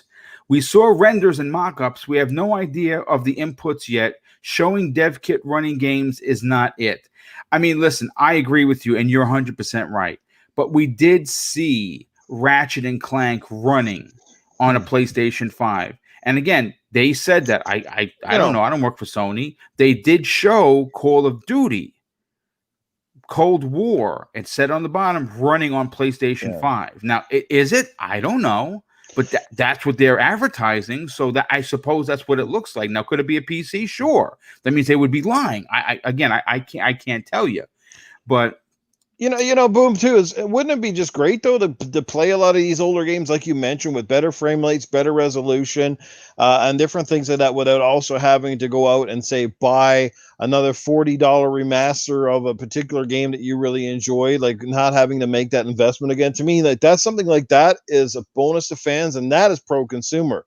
A lot of the times we're getting these remasters and they're great. Like I know you're super excited for Kingdoms of dude. I cannot wait for next week, brother. Right? I got the collector's edition ready to rock and roll. Nice. That comes out next week? Yeah, on the 8th. Yep. Wow. I didn't know it was that soon. But you know what I'm saying, right? Yes. Yeah, no, I agree. God of War 3, the remaster for PlayStation, like to me, I played it on PS3 and I loved the game, but when I played it on PS4 and I was one of those guys who went and bought the PS4 version. I was like, me too. I barely can see any difference. It wasn't like stuff added or anything. It was just a little bit cleaner, but to me, it really wasn't worth the money. Like that could have been just a back compat game, and boom. You're absolutely right. You're right, and that's the advantage of smart delivery. That's the advantage of being able to run and have thousands of games available at your grasp. Mag, I want to go to you next, dude, because obviously I want to bring you back off the ledge. And I want to talk positively about the Xbox, because backwards compatibility is a big deal. Smart delivery is a big deal. Playing your older games as well as some new games, and there's going to be quite a bunch of new games for us to play on these new consoles. I think gives the advantage to Microsoft, simply because if you choose as a gamer to play a game from this year that you didn't get a chance to play and wasn't originally made for the Series X, it will automatically take advantage of its power. It will run potentially double the frame rate. It will have an advantage with VRS. Yeah. These are things that are important to gamers like myself, potentially important to you, and potentially even more important to the Xbox community. And this is where Sony has dropped the ball, in my opinion. What are your thoughts on this? Well, it's funny actually you bring that up, because I was actually, over the last week or so, I've been Googling in bed on my phone, wondering about, there was a summer sale on PlayStation exclusive games that I never actually got around to playing. And two of them in particular was Days Gone, and what else was the other one about? Oh, and Uncharted Lost Legacy. And I was thinking to myself, I'm like, you know what? Maybe I'll hold off on these games until I pick up the PS5, because if the PS5 launch titles are really skimpy, I'll have something new to play, essentially. Right? So it's something that kind of tied me over through the winter, because you know what, guys, let's face it, there's going to be a lot of delays. Okay. Maybe they're not saying it now, but delays are coming. And so we're going to have a dry spell coming up at some point. So anyhow, I bought those games on sale, and I've been scouring the internet trying to find out, saying, will Days Gone be up-resed or whatever for the PS5 if you own it digitally on the PS5? And the only answer I can get is some Reddit fanboy saying, of course it is. Yeah, with literally no backup information. You know what I mean? There's nothing. Yeah, Sony hasn't talked about it. They what their statement was. Yeah, the 100 most popular games. Okay, right, but I don't have names. Right, no, and they didn't give names. And worse than that, then they said, okay, well, within the generation, which should last about 7 years, we should have everything. And then they retracted that statement. And since then, they haven't said much of nothing. They said they are working on select titles. Right. See, luckily enough that the games that I'm looking at, I ended up picking up the Spider-Man Game of the Year edition, and I never played any of the DLC. So I'm also kind of holding off on that, because I figure that's going to dovetail right into Miles Morales. And then I've got this Uncharted Lost Legacy, and I've got Days Gone. I haven't touched any of them. So I'm kind of holding off, because I want to see what's going to happen when we actually get release dates on games and then start doing it. So, but I've been given zero information, zero tangible information. I have not received any. Now, getting back to backwards compatibility with Microsoft, they've gone, as we all know, I mean, it's pretty obvious, they've gone the PC route, and this is the best route to go. See, when I'm going to be getting 2 Series X day one, okay, regardless of all my bitching earlier, okay, guys, it's my emotions, but I'm still buying 2 Series X day one for my household, because I have 2 gamers in this household. Well, actually 4, but 2 that I can actually afford to buy them. Anyhow, with the single box, like a PC, I can play every single game I've ever owned with no issues. Now, Noof said it just about 5 minutes ago. He said that it reduces, he said it best, it reduces clutter. You don't have to have multiple consoles plugged in. Plus, he brought up another interesting point.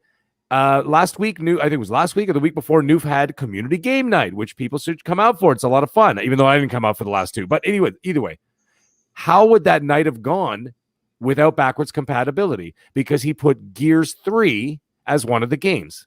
So now, can you imagine a bunch of guys like trying to dust off old consoles from their shoe closet, looking for that console to plug it in just to be able to play Gears 3? But they didn't have to.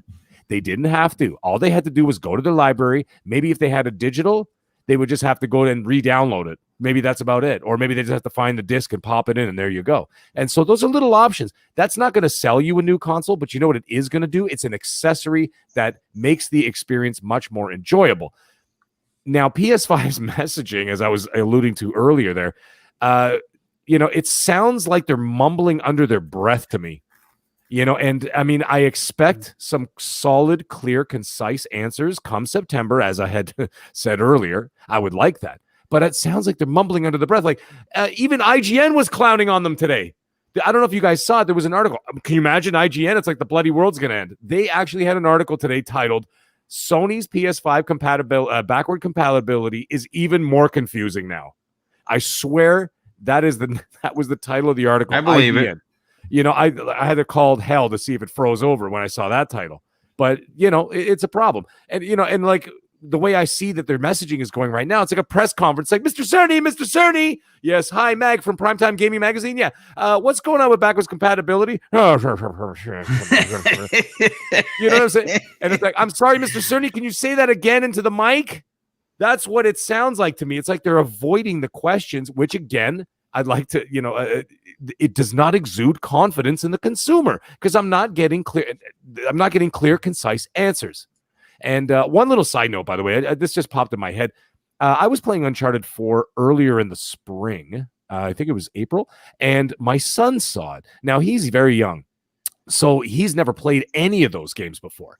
And he says, he said, Daddy, what are you playing? And I'm saying, I'm playing this really cool game, this and that. I showed it to him, and he goes, can I try that? And I said, well, why don't we start you at the beginning? Now, I happen to have the Uncharted, the collection.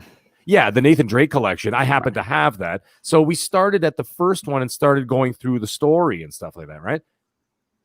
But there was no backwards compatibility. If I did not own that Nathan Drake collection, he never would have had a chance to play that. Right. And I'd be like, well, tough, tough, son. Sorry. Sony doesn't have backwards compatibility, so we won't be able to go back to the beginning unless I dust off a PS3 that I sold for $50 out of the back of my trunk.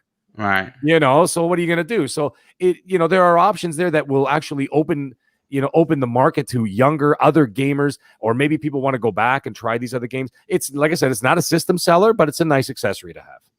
Yeah, exactly. And you know what? It's kind of like, when you go for a sundae, right? You go in, you're going for the ice cream. You're going to Carvel to get the ice cream, but it tastes much better when you get whipped cream. You get a couple of colored sprinkles, maybe a cherry on top. Maybe if you want to let your hair down and you don't mind a couple extra calories, you put the hot fudge on it, and you make a real sundae out of the deal. And I think that is what you're going to get with the Series X. You're going to have good games. You're going to have the third-party games are going to run best on that. No doubt about it. The first-party games, when they are available, will take full advantage of the power of the console. The smaller titles like the Medium are. Let me just say this, and I want to bring this conversation. Noof, did I get your opinion on this yet or no? You did. Yep, I did. Okay, so let me bring this to VJ. The one thing that I want to say about what Microsoft is doing that Sony is not doing and has not talked about, it is worthy of a conversation. Now, VJ, you've been hearing everyone's opinion. Backwards compatibility may not be important to you per se, and I believe it is, but to some people who are looking for the complete package, and I think that's what you can call the Series X. It has the power, right? It has the services. And when I say the services, I'm not just talking about Xbox Live. I'm talking about, obviously Project X Cloud is a part of the conversation now. We're also talking about Xbox Game Pass, getting your money's worth. On top of all of that, you have backwards compatibility. So I believe it is the better of the two packages, simply because you're getting your money's worth. What are your thoughts on the backwards compatibility? How important is that for people looking to potentially upgrade this fall? I mean, it's important in terms of, okay, let's look at it from my personal perspective. That might be a bit easier. I appreciate backwards compatibility, and I know there's people out there complaining about it, but I don't think they're Xbox owners, to be quite frank with you. I think it's important to all Xbox owners to a degree. To a degree, I can agree with that. Not everyone's like shouting from the rooftops. Gamers have backlog. It's a common situation. It's a predicament that we all find ourselves in. Again, there's no issue or arguments there. Now, there are games that I have personally missed, and games that I guess every single one of us on the panel still has shrink wrap, right? Yep. That we haven't played. It's just. I mean, it happened to me in the PS2 era, and now it's like it's just common, right? And if you're going to tell me that when I unwrap those games and I'm going to put them in a new system and they're going to be further enhanced, what can you say other than thank you? Yeah. Like, come on, it's just like basic common courtesy, right? But Microsoft and Xbox and Phil and whoever's been on this program, right, needs a feather put in their cap. Whoever pushed this agenda, because it is serving their roadmap going forward And they internally might say, oh God, thank God we did that. It's a bit of a happy coincidence, because not only we got Game Pass, which we're pushing, we're going to do this xCloud thing, and there's no competition at the moment, and this backwards compatibility is really going to come in handy. Now, a lot of people out there might feel it's a nice to have, but the question we're asking, I guess, is it strong enough to shift boxes? And I would say for enthusiasts, definitely. But this all comes down to Microsoft's marketing, their production, their management communication people, and how their PR department push this narrative. How do they spin it? We've talked about Sony, right? They take the smallest little thing and just spin it out of complete proportion, right? And the internet goes into a meltdown. And we've talked about this on the show constantly, over and over again. I said, you know what, Phil's just needs better people in various divisions, just to tighten things up, just to become more competitive, because I still think that they're a little bit short. And you know, this is not the first time I've said this, Boom, right? Yep. And it's, how are Microsoft taking advantage of the pluses that they have? And I just don't see that. And I know that everyone's being quiet and so on and so forth, but this is not something new. This has been going on for a long, long time. And Boom, you point this out consistently, right? And there's no one that disagrees with that, right?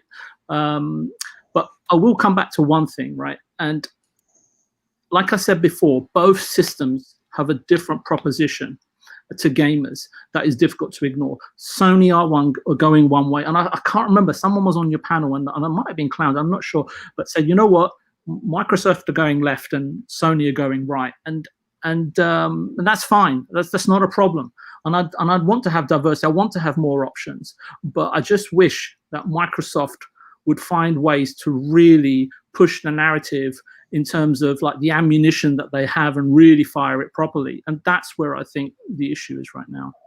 No, I mean, that's a strong point. It's definitely a strong point, and again, worthy of a further conversation potentially on the Xbox Factor podcast. Cybernox, for you personally, obviously, you know, you have a little one, you work full time, you got to be a dad first, you got to be a husband first. Sometimes you don't get the games. That's the reality of the world, and the ability to buy a Series X, to play an older game that's going to potentially run and look better. And again, we've heard this from numerous people who are working on the Series X, that a 30 FPS game is going to run at 60. A 60 FPS game could run at 120 frames per second. It's going to run quicker because of the SSD. The VRS is going to come into an advantage for some of these older games.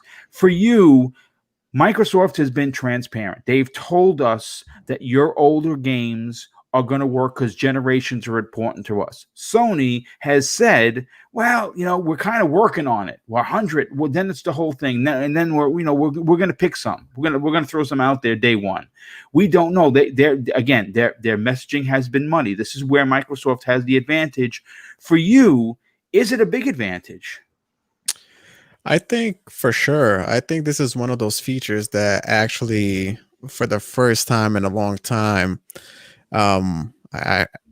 we actually can take our games and play on our consoles today. You know, ever since Microsoft introduced backwards compatibility, before that, it was only done on PC.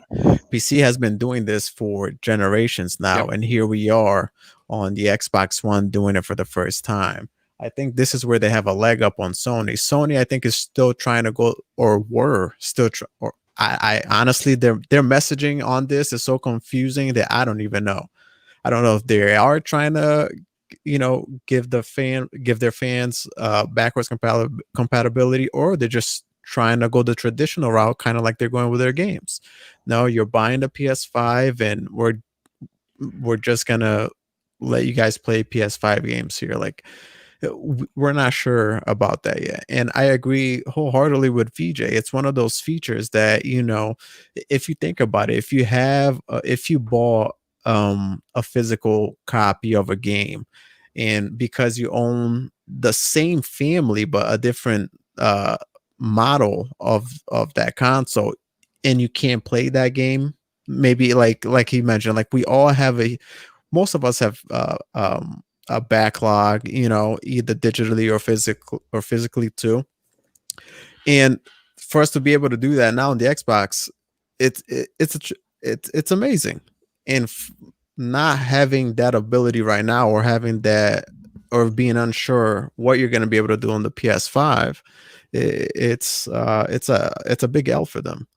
But I think Microsoft is going the right way. A lot of even they mentioned some of the backwards games that they're uprising. They put RTX on Fusion Frenzy, I believe. Yeah, they've mentioned that before. Ray tracing was on Fusion Frenzy. Oh yeah, ray tracing. Saying RTX, Jesus Christ, yeah, ray tracing. So yeah, it's one of those features that I think Microsoft, it's really really one of those things that they do for their fan base, like a thank you to their fan base. Here you buy your games here, you're going to be able to bring them throughout any generation, that as long as you stay on our ecosystem. And I think that's really cool. Sony is still yet to be seen what we're going to get with them, so Microsoft's got a one up on them on that.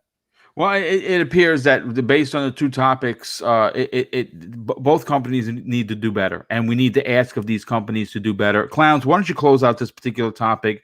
Now, we know that you have a tremendous backlog, and I understand maybe you're not going to play a game from 4 years ago on your Series X, but what if something came out this year that you didn't get a chance to play? Would you play it on the X? You probably would. The fact that you can do that is a huge advantage, in my opinion, and an advantage that we have no idea this close to a console launch of what Sony is going to do. I mean, someone mentioned it in the super chat, and the name escapes my brain, so I'm sorry about this, but we haven't even seen the back of the PlayStation 5, and that's the truth. So there are things that Sony have not done right. Again, this isn't just pile on Microsoft. We have to pile on both consoles, but more specifically, Clowns. How important? And I know Forte, I'm going to come to you last, brothers. Don't worry, I haven't forgotten about you, because you are. Oh no, you good. You good.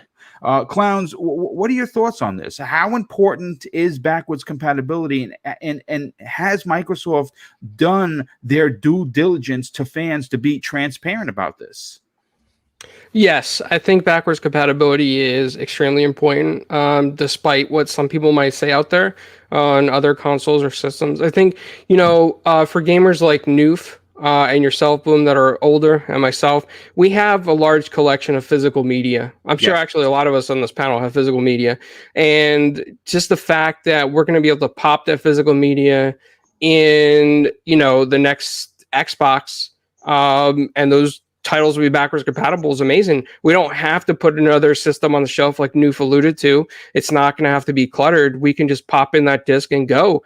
It's a huge fan service, especially to collectors as well, that love their disc collection. And of course, there's digital that's backwards compatible too, so it's good going forward for younger generations that want to get back into older titles that don't like physical discs. They can just buy the digital version and play backwards compatible. So overall, it's an amazing feat that Xbox has done and has created, and the messaging is very clear. I wish that Sony's PS5 would be very more clear about this, because I believe so far only select PS4 titles, and nothing alluded to the PS3, PS2, or PS1. So I have a feeling they're going to try to go more like the PlayStation Now route, or upcharge digitally maybe for some backwards compatible stuff and emulate it. But I just think that the way Xbox is doing it is fantastic, because they're not double dipping you. You don't have to pay again to play it. You could just pop in that one that you got. You go to Goodwill, buy an old game, pop it in, it's going to work. So it's just, I don't know, man. Xbox has really hit the mark on this. And I hope that a lot more outlets out there pick up on the positivity of this going forward, because this is a pretty big deal. Well, I mean, obviously, I believe, I'm not sure. I think it was Noof. Did you say that they ran? Oh no, it was Mag that said that IGN actually ran a negative story against Sony regarding their backwards compatibility. I have to read that after the show. But Gaming Forte, I saved you for last for a particular reason. Now, we obviously know that you work for GameStop, right? You have your own store, and people, especially in this particular generation that we're currently in, don't buy new games like they did 10 years ago. People are trying to save a buck or two. And people buy old games. People miss new games and they become old games. For you personally, we talked about how we've seen some things from Sony that we haven't seen from Xbox that we want to see for ourselves. To kind of turn the tide, so to speak, is Microsoft has been super transparent about, listen, your generation of games that you own, don't worry about it. They're coming forward. We're gonna make sure that all those games are compatible, and they're gonna take advantage of the new hardware, just like a PC. Sony, a Charlie Brown teacher, you don't know what they're doing, right? We don't know what they're doing, and they have not been very clear about it. As a matter of fact, IGN, their biggest fan, ran a negative story, shockingly, which I cannot wait to read after this show. What are your opinions? Has Microsoft done the right thing by making backwards compatibility important to them, so it's important to us? And has Sony dropped the ball here?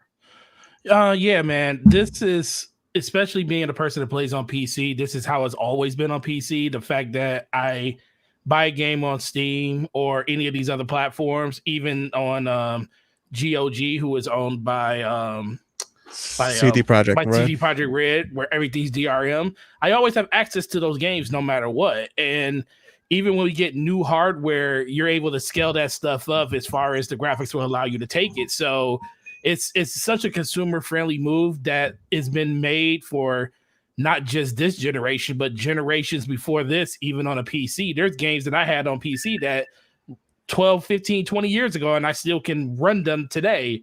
So Microsoft's doing a really good thing. And the one thing that always disappoints, I'm never going to say I'm mad, because people can have their own opinion when it comes to backwards compatibility. Part of the time I feel like people say what they say because they just want to cap against something that they don't have on their system. So they just want to kind of go against the other person, just say, man, that don't matter. No, who wants to play old games? Okay, so let me answer that question for you then. Who wants to play old games? I don't want to play old games, but what's the purpose of a digital library if you can't take it with you? Yep, great point. That's the whole purpose of backwards compatible. Like, there's a bunch of games, like, guaranteed, the people in this party that got Steam, there are probably games that you bought, hundreds of games that you bought that you never launched on Steam before. But the fact that they're there lets you know that no matter whenever I decide to, it could be 10 years from now, that game's going to be there. So I look at it as, why would you? Digital is going to be the future. It's no way around that. But why would you want to just give up all of the games that's in your library, not to have them go? Because there's no reason for them to be on the next platform if you can't play them there.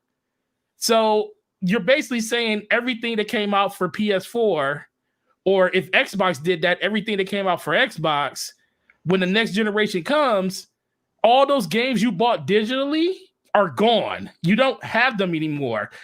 You traded in your PlayStation 4 because there's very few people that keep their old systems when the next generation starts. A lot of people use their old system to supplement the new system. So that is a way for you to still have ownership. I think it's just the fact that it's not the fact that you want to play old games. It's just that it's ownership. At a certain point, it's like, if I'm just going to give you money for you to just say it doesn't work, because trust me, sooner or later, this is going to happen to some of the bigger publishers out there.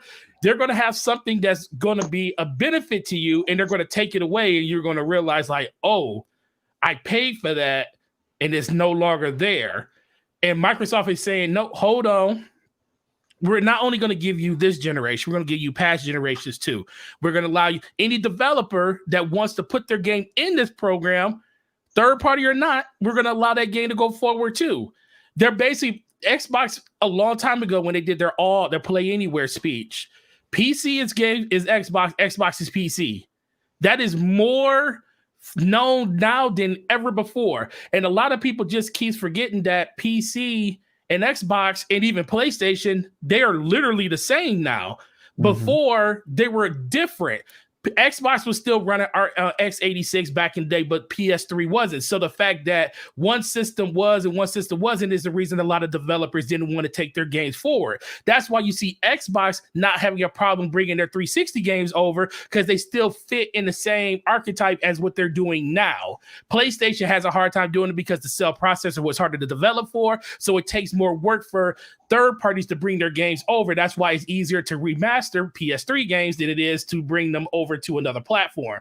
So until PlayStation decides to say, look, man, we just want you to have your library, because that's all it should be. It shouldn't be about if you want to play or not, because you're probably never going to touch a lot of, there's about 50 or 80% of the games that's in your library you'll probably never touch again. But it's really nice to be able to see 1,000 games that I bought this generation and not feel like they're gone just because I decided to switch over to a new box. I'm still in the same ecosystem. I'm still a part of the same family of consoles. Why should my games not go with me? So that's the question that people should start asking themselves when you say, I don't care about backwards compatibility, because you may not care about it, but do you care about the ownership of the thousands of games you bought on the platform?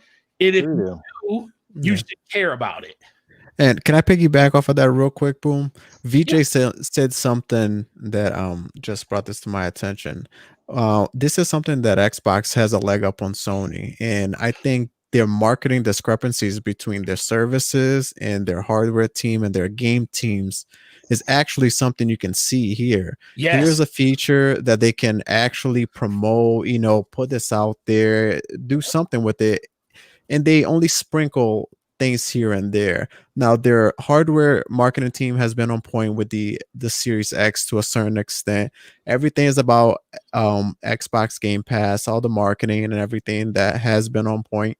And then when it comes to the actual games and some of the features that we can actually take advantage of, we get these duds. I just don't understand it. And I think, kind of like what VJ mentioned, Phil needs maybe some better people around them when it comes to, some things like that. Well, I'll say this. I do think Phil needs better people around him, but I also think the biggest problem with Xbox when it comes to games on the game front, they just took too long to get into it. They literally waited to 2 years before the generation ended. Well, by the time this happens, it'd be 3 years before the generation ended to actually make a decisive move when it comes to purchasing studios. And then the studios you purchase have deals with other studios and other publishers to make games. So their games are going to take precedent before your games even start rolling out the door. So now we're depending on the traditional three, Halo, Gears, and Forza. We already got 2 Gears. Well, we got technically 3 Gears of War games this generation. 4 if you count what's in it coming over from PC sooner or later, probably later this year. And we got a crap ton of Forza games and 1 mainline Halo game that's not Master Chief Collection.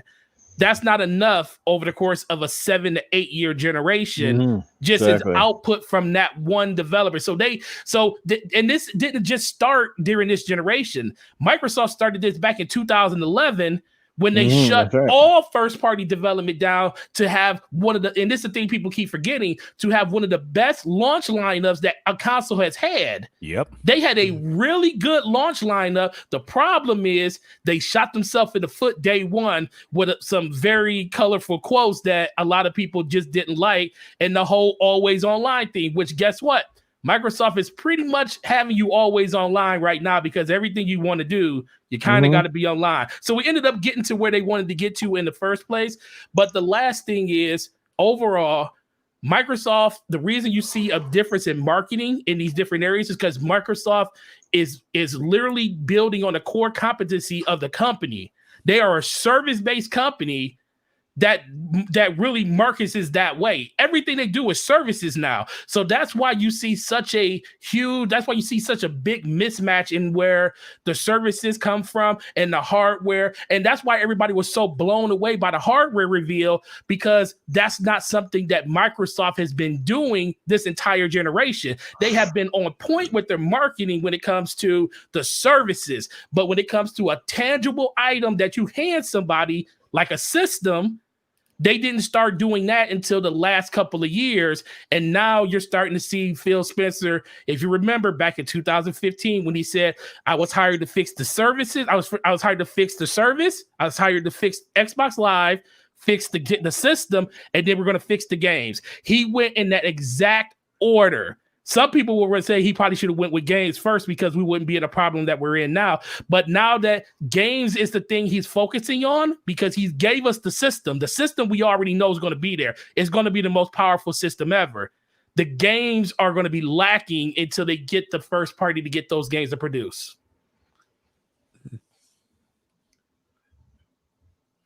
And boom has taken off.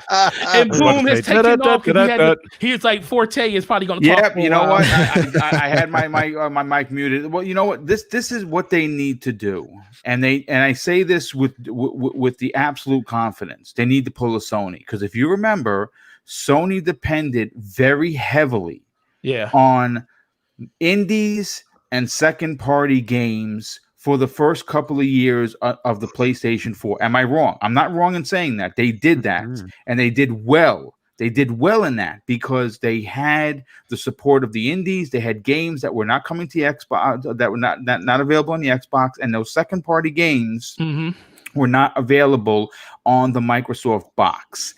What they need to do is focus heavy on getting some of these big second-party games and making sure that they don't find their way onto the PlayStation 5 for at least a year. And if they could put out, if they could put out these smaller exclusives in their indies and in their second party, and then obviously the third party games are going to run better and look better and run faster and stay stronger, like the $6 Million Man, it's going to be better on Xbox. If they could just edge out and take advantage of some second party big games, they will have an advantage over Sony, and they could hold out until their big AAA first-party bangers start rolling out. Listen, folks, this has been an amazing 2 hours. I got to catch up on some of the super chats. First of all, Gamer by Choice drops a very generous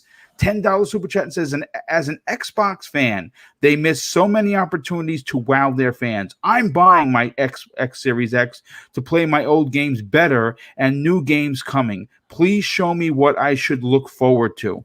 You can't argue with that.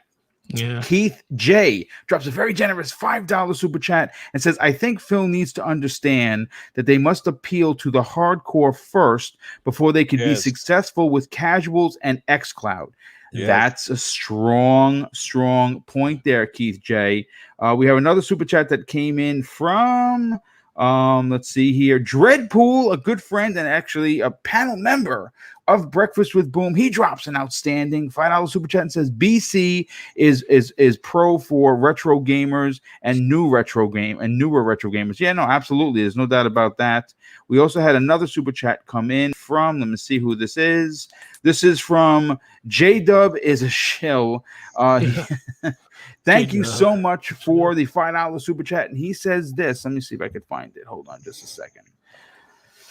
Oh, sometimes this YouTube stuff really annoys me with the way that they go. He says, excellent take, Forte. Well, there you go. And that was a fantastic take. Really, really well spoken, Forte. Definitely appreciate the insight. And listen, folks, look, again, no one is dumping on Xbox, but I think that as a podcaster who not only has 3 live shows, but has an Xbox show on Thursdays, I think you have to be honest. You don't have to dump on Phil Spencer to get your point across. The same way Nano Polymath wrote to Phil, I'm very disappointed that Phil didn't reach out to him and say something to the effect, listen, thank you for the compliment. You know, get excited, Xbox fans, we're coming. That's all he had to say, and the tweet would have exploded. Again, positive press, and people would have ran with it. Okay, we're getting ready. So I just think that they need to be a little bit more transparent on what September is going to hold. I mean, September 1st is tomorrow, and we have to see something within the next 2 weeks. I mean, for God's sakes, if The November 6th date holds based on the controller leak from last about a week and a half ago. Once the end of the week happens, folks, once Sunday comes to fruition, that would be exactly 60 days, right? Yeah. From the launch of the console, folks, we don't know anything. It's a problem. I'm sorry. It's a problem. Yeah. I mean, 2020 has been pretty much a write-off, one of the shittiest years I think any of us can imagine in our lifetime. And all we're begging for is some sort of news to feel wow, to feel positive, to to reinforce that our money is going to be well spent. We don't necessarily need justification, but like this has been the weird, and I know COVID plays a large part in here too. Nothing has been regular, certainly for the teams, the devs, the marketing divisions. It hasn't been easy, but they've had a few months of transition, and that's where they had the choice to say as well, and maybe we postpone this launch until next year, that we make sure we got lots of systems produced and that we can sell the adequate quantities and get it's okay to delay games. We're used to that now. It's okay to delay a system too. Honestly, we're better off for it. I think it is. I mean, we're better off for it. Nobody here yet. Anybody here sick of their Xbox One or the PlayStation 4 yet? Like, can we not wait, another half a year or another full year if it took that long to make sure these systems look and play great right from the day one? Yeah, I mean, listen, I'm not going to sit here and lie. I think the year has been so miserable that the world, the gaming world, us, the gamers, need new consoles. So I selfishly, even if I'm playing old games, want my Series X and my PlayStation 5. So this isn't any inside knowledge or anything. This is just my thoughts on it. I think, I can't, whoever said it earlier about, was that you, Cyber, that's talking about the delays and stuff? Yes. Okay, yeah, that's what I thought.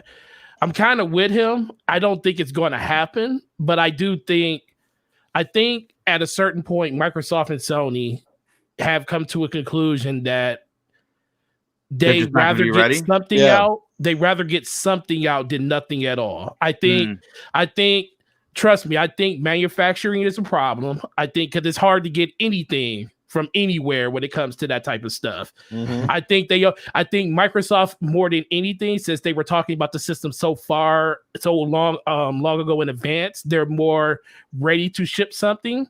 I think that they already said we're going to have a certain amount that we're going to have to be able to allocate to this year, which is probably enough for them to say that's good enough for our first start. I just say this.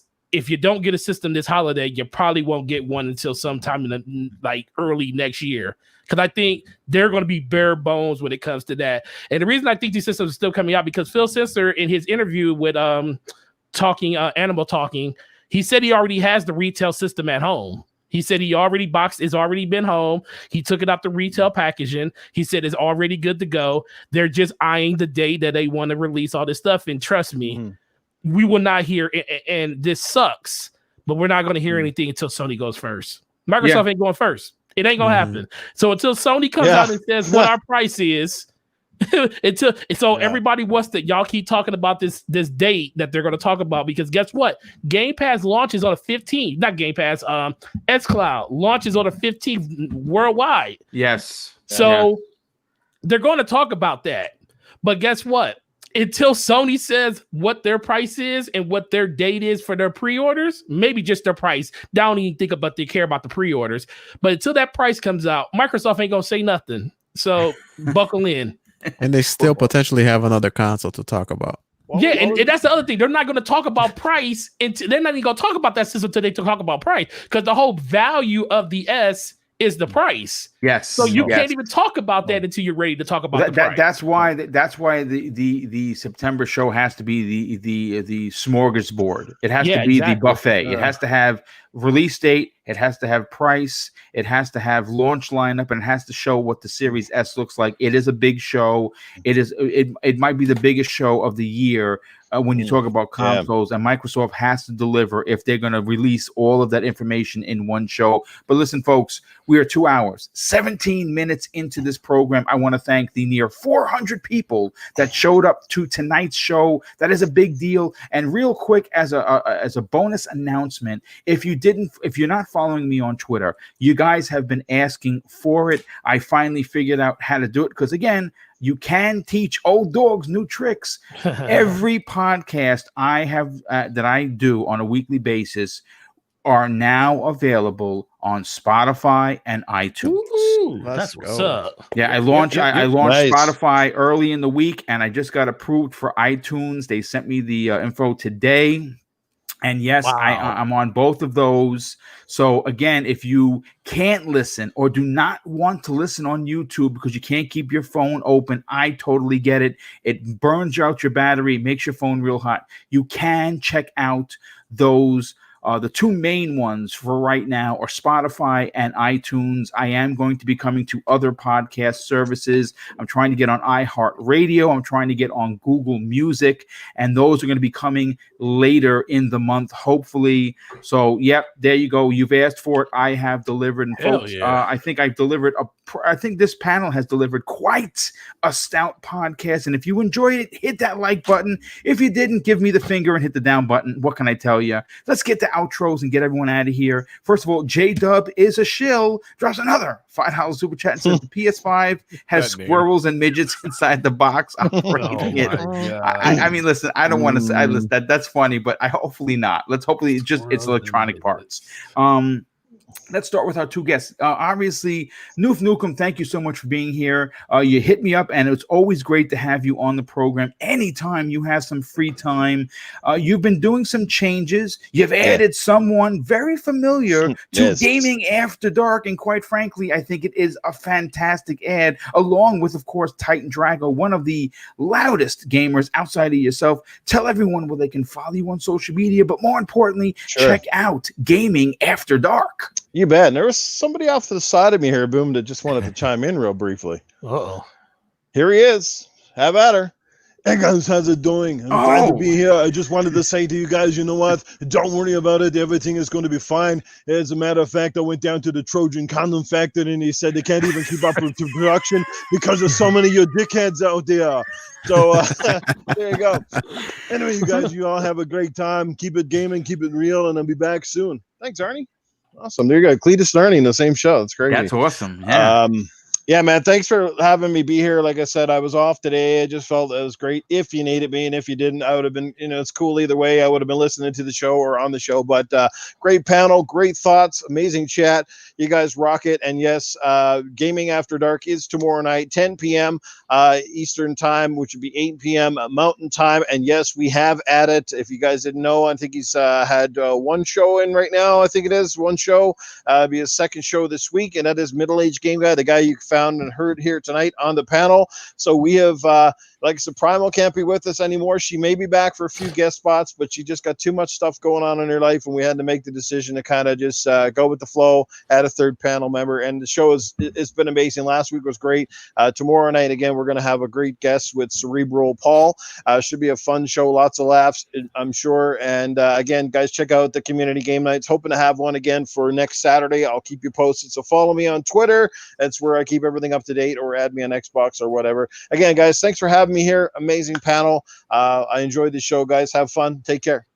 Well, thanks so much for being here. Super appreciate it as always. And of course, VJ, you obviously will be reprising your role on Thursday's Xbox Factor podcast, which is you are now a permanent panel member. Do me a favor, VJ. Nice. Tell everyone where they can follow you on social media, potentially strike up an intriguing conversation with you.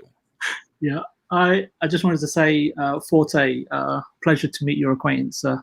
Absolutely, bro. One of the key reasons why I actually plucked up the courage to get onto podcasting. So, yeah, thank you. And I'll promise to send you some more comments. Yeah, I need those. Mag, Clowns, Cybernox. Yeah, it's I know you guys and communicate with you a lot on Twitter and stuff. And thank you for making me feel welcome. Boom. You have given me a new lease of life being able to do podcasting, and I can't thank you enough. Oh, it's my pleasure, brother. You have a lot to say, and we're happy to hear it. Thank you. Well, listen, again, VJ, where can people reach out to you on, of course, Twitter? Viewpoint Gaming. So yes. I'm at Viewpoint Gaming, and my DMs are open. And yeah, ask me whatever you like, and I'll do my best to answer you. Yeah, you've been the community has really responded well to you being on the show. So it was certainly a great you're a great addition to the panel, and you do have some very intriguing things to say, especially when you come at it from an industry point of view, because you've been on both sides of the coin. So you bring a lot to the table. Certainly, next up, we know him as Mag. I know him as the middle-aged gamer guy. Listen, you brought the fire today. You promised you would. I think that you were fair. I think that you are a bit frustrated, but you brought the information, and I think you broke it down in a very attainable way. Do me a favor, Mag. Tell everyone where they can follow you on social media, potentially play with you on Xbox Live, and also talk about being a panel member of Gaming After Dark. Well, you can follow me on Twitter at the Middle Age Game Guy. That's with a GY at the end. And you can follow me on Xbox at all capitals DEDMEAT1. That is Dead Meat 1. You can follow me on the PlayStation in all capitals as well, because I don't know how to be quiet. It is all one word. I am the Mag. As well, you can find me here every single week, 8 p.m. on Primetime Gaming. And of course, every Tuesday night at 10 p.m. Eastern Standard Time with this guy on my left here on the panel, Noof Nukem himself, and of course, the legendary Titan Drago. And we had an absolute blast last week. So if you missed it, that's on you. So you better be there this week. So it's going to be a great time. Anyways, just thank you, everybody, for a great show. Thank you, panel. Thank you, Boom. Of course, thank you, chat. You guys have been also supportive and amazing. We had a great show tonight, and I really look forward to next week. Thank you, guys. Have a good night. The Mag has got your bag, baby. Yeah. Anyway, let's continue with, of course, the outros. Gaming Forte, you have been super busy. Not only are you on this show, not only are you on Friday nights with, of course, oh my God, Crossfire. You also occasionally pop on to Luca, but you have been teaming up. You've been doing the double team act with, of course, community member, good guy known as Slow-Mo Backslap, and you've been killing it on your channel. Do me a favor, dude. Tell everyone where they can follow you on social media and potentially listen to you on your one of 17 podcasts per week. Oh man, this is getting crazy out here, man. We got getting crazy because man, making the rounds is like, man, but it's like let me tell you something, man. When the virus hit, it was nothing to do. We were sitting at home and people was like, "Hey, you want to come on?" I'm like, "Sure." I ain't got nothing else to do, just sitting here playing games. And I'm like, now I'm looking at it like, oh God, this is crazy. But dude, first of all, shout out to you, bro. Do you realize that next week will be 1 year anniversary of this show? Oh, I did not know that. Holy cow. Most men forget their anniversaries. It's okay. Yeah, most people do. Yeah, literally. I don't remember. It was the first week of September. It's either next week or the week. You know what? You are absolutely right. We did it. The Labor Monday Day, right? After Labor Day. So it's the week after Monday. next. Yes. Yep. So yeah, man, we coming up on 1 year, man. And the reason I want to say that it has been an honor to do this show with you for over a year, with all of you guys that's been here, man. It's been a pleasure. It's been amazing. It's been a growing experience for me because I became a better podcaster just because of this show overall. But outside of that, man, it's Gaming Forte everywhere, YouTube and Twitter. Just to put out the video telling you why Xbox hasn't shown you no gameplay and why you should just make a decision for yourself. Check that video out if you want. Tomorrow, me and Slow-Mo Backslap, if you already know who Backslap is, we will be on his channel tomorrow. Last week it was on mine. This week it's on his. So please come out and check that out. Trying to get that man to 1,000 subs so we can hurry up and get him ready to go. He's close. He's almost at 600 now. So you guys have been turning it out. And then Basement Radio Podcast every Wednesday, 9 p.m. Oh my God, I forgot about my God, dude. You really are on a lot of. Oh my God. Yes, Basement Radio. That's home though. Basement Radio Podcast, man. And then oh my God, yeah, we're not even gonna go any further than that list. That's a big enough list. Everybody else, you know where to find me. Well, listen, real quick, we have a request. First of all, a $20 super chat has come in from J-Dub. It's a shell and says, please do one more Arnold Noof. So Noof, I should say Arnold, could you do Cybernox's outro? Cybernox's outro. You can find him on the podcast or maybe on the Twitter. And if you can't find him there, he's probably locked up in the shitter. J-Dub is a show. Drop a $20 in the chat. Come on, baby. Keep the Benjamins rolling because it's fat. Let's do it. Well, thank you so much for that, That's Arnold. amazing. Cybernox, listen, do me a favor, brother. You obviously, you're starting to roll out content on your channel. I think it's important that people know that. And I think it's important that if people enjoy your voice, and I think that you bring a lot to this podcast, which is why I asked you to be a member over a year ago. Tell everyone where they can follow you on social media, strike up a conversation, and more importantly, sub to your YouTube channel. Really appreciate that, Boom. And I can't believe it's already been a year. That's Man, crazy. it goes by fast. It's Yeah. crazy. Yeah, guys, just hit me up on Twitter at Cybernox. If you want to chat, talk about anything, and my DM is always open as well. I brought the D tonight. It was fantastic. I mean, wrong podcast. It's not Gaming After Dark. My bad. Yeah, but all joking aside, me and Mag just did a reaction to the Batman trailer. We broke down that trailer. That was a really cool video. Shout out to Nightwolf for bringing that out on the chat. And I just glad to be here. Glad Noof was here. VJ, awesome guy. Also helped me with a Halo video as well. Fantastic. So yeah, just can't wait for next week. Guys, remember, just stay out there. Gaming is a hobby. We all love it. We're passionate about this thing. There's never no, bad intent to what I say or anyone here else says. This is a hobby that we all love. So let's just enjoy it. And I can't wait to be here with you guys next week.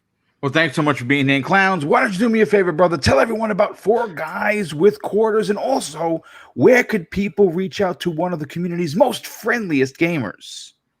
Every Monday night at 5 p.m. Eastern, I do Four Guys with Quarters with Assassin, Zebra Fries, and a random guest. It's always a fun time, and you all can find me at Italian Clowns on social media almost everywhere. And then I started something new with Flamish. It's called Daily Gaming Bites, where we try to bring in the news in under an hour.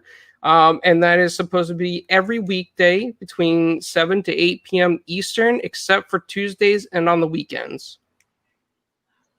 Well, listen, I hope that blows up, because I think that you guys will bring, daily information is tough to do, but I think that there's a lot to talk about, especially if you're covering everything. And I think that you guys are going to have something special then. Of course, Four Guys with Quarters. I mean, Clowns, I used to listen to you before I was a podcaster, and to work with you on a weekly basis has been awesome for me, because again, I was a fan of your show, and to work with you is even really cooler now.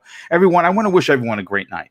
Listen, again, these are opinions from passionate gamers just like you. And again, you might not agree with us. You might feel that we're being too hard on PlayStation, too hard on Xbox, but that's because we want better. We don't do it just for clicks. We do it because we're passionate gamers, and we're just like you. We just have a podcast. That's the only difference. And I want to thank the near 400 people that came out. I also want to thank the very generous super chats that continue to come in. The support that Double Barrel Gaming has received in 2020 has been nothing short of amazing. And I want to thank everybody. And I'm going to close out the show with something that's important to me. Hopefully it is important to you. And it's something that my dad taught me, made me a better human being. He used to say, son, treat others how you want to be treated. And also, it doesn't cost anything to be nice. You live by those rules, and I can guarantee you're going to have an awesome day. So take care, game on, and we'll see you next week on the newest episode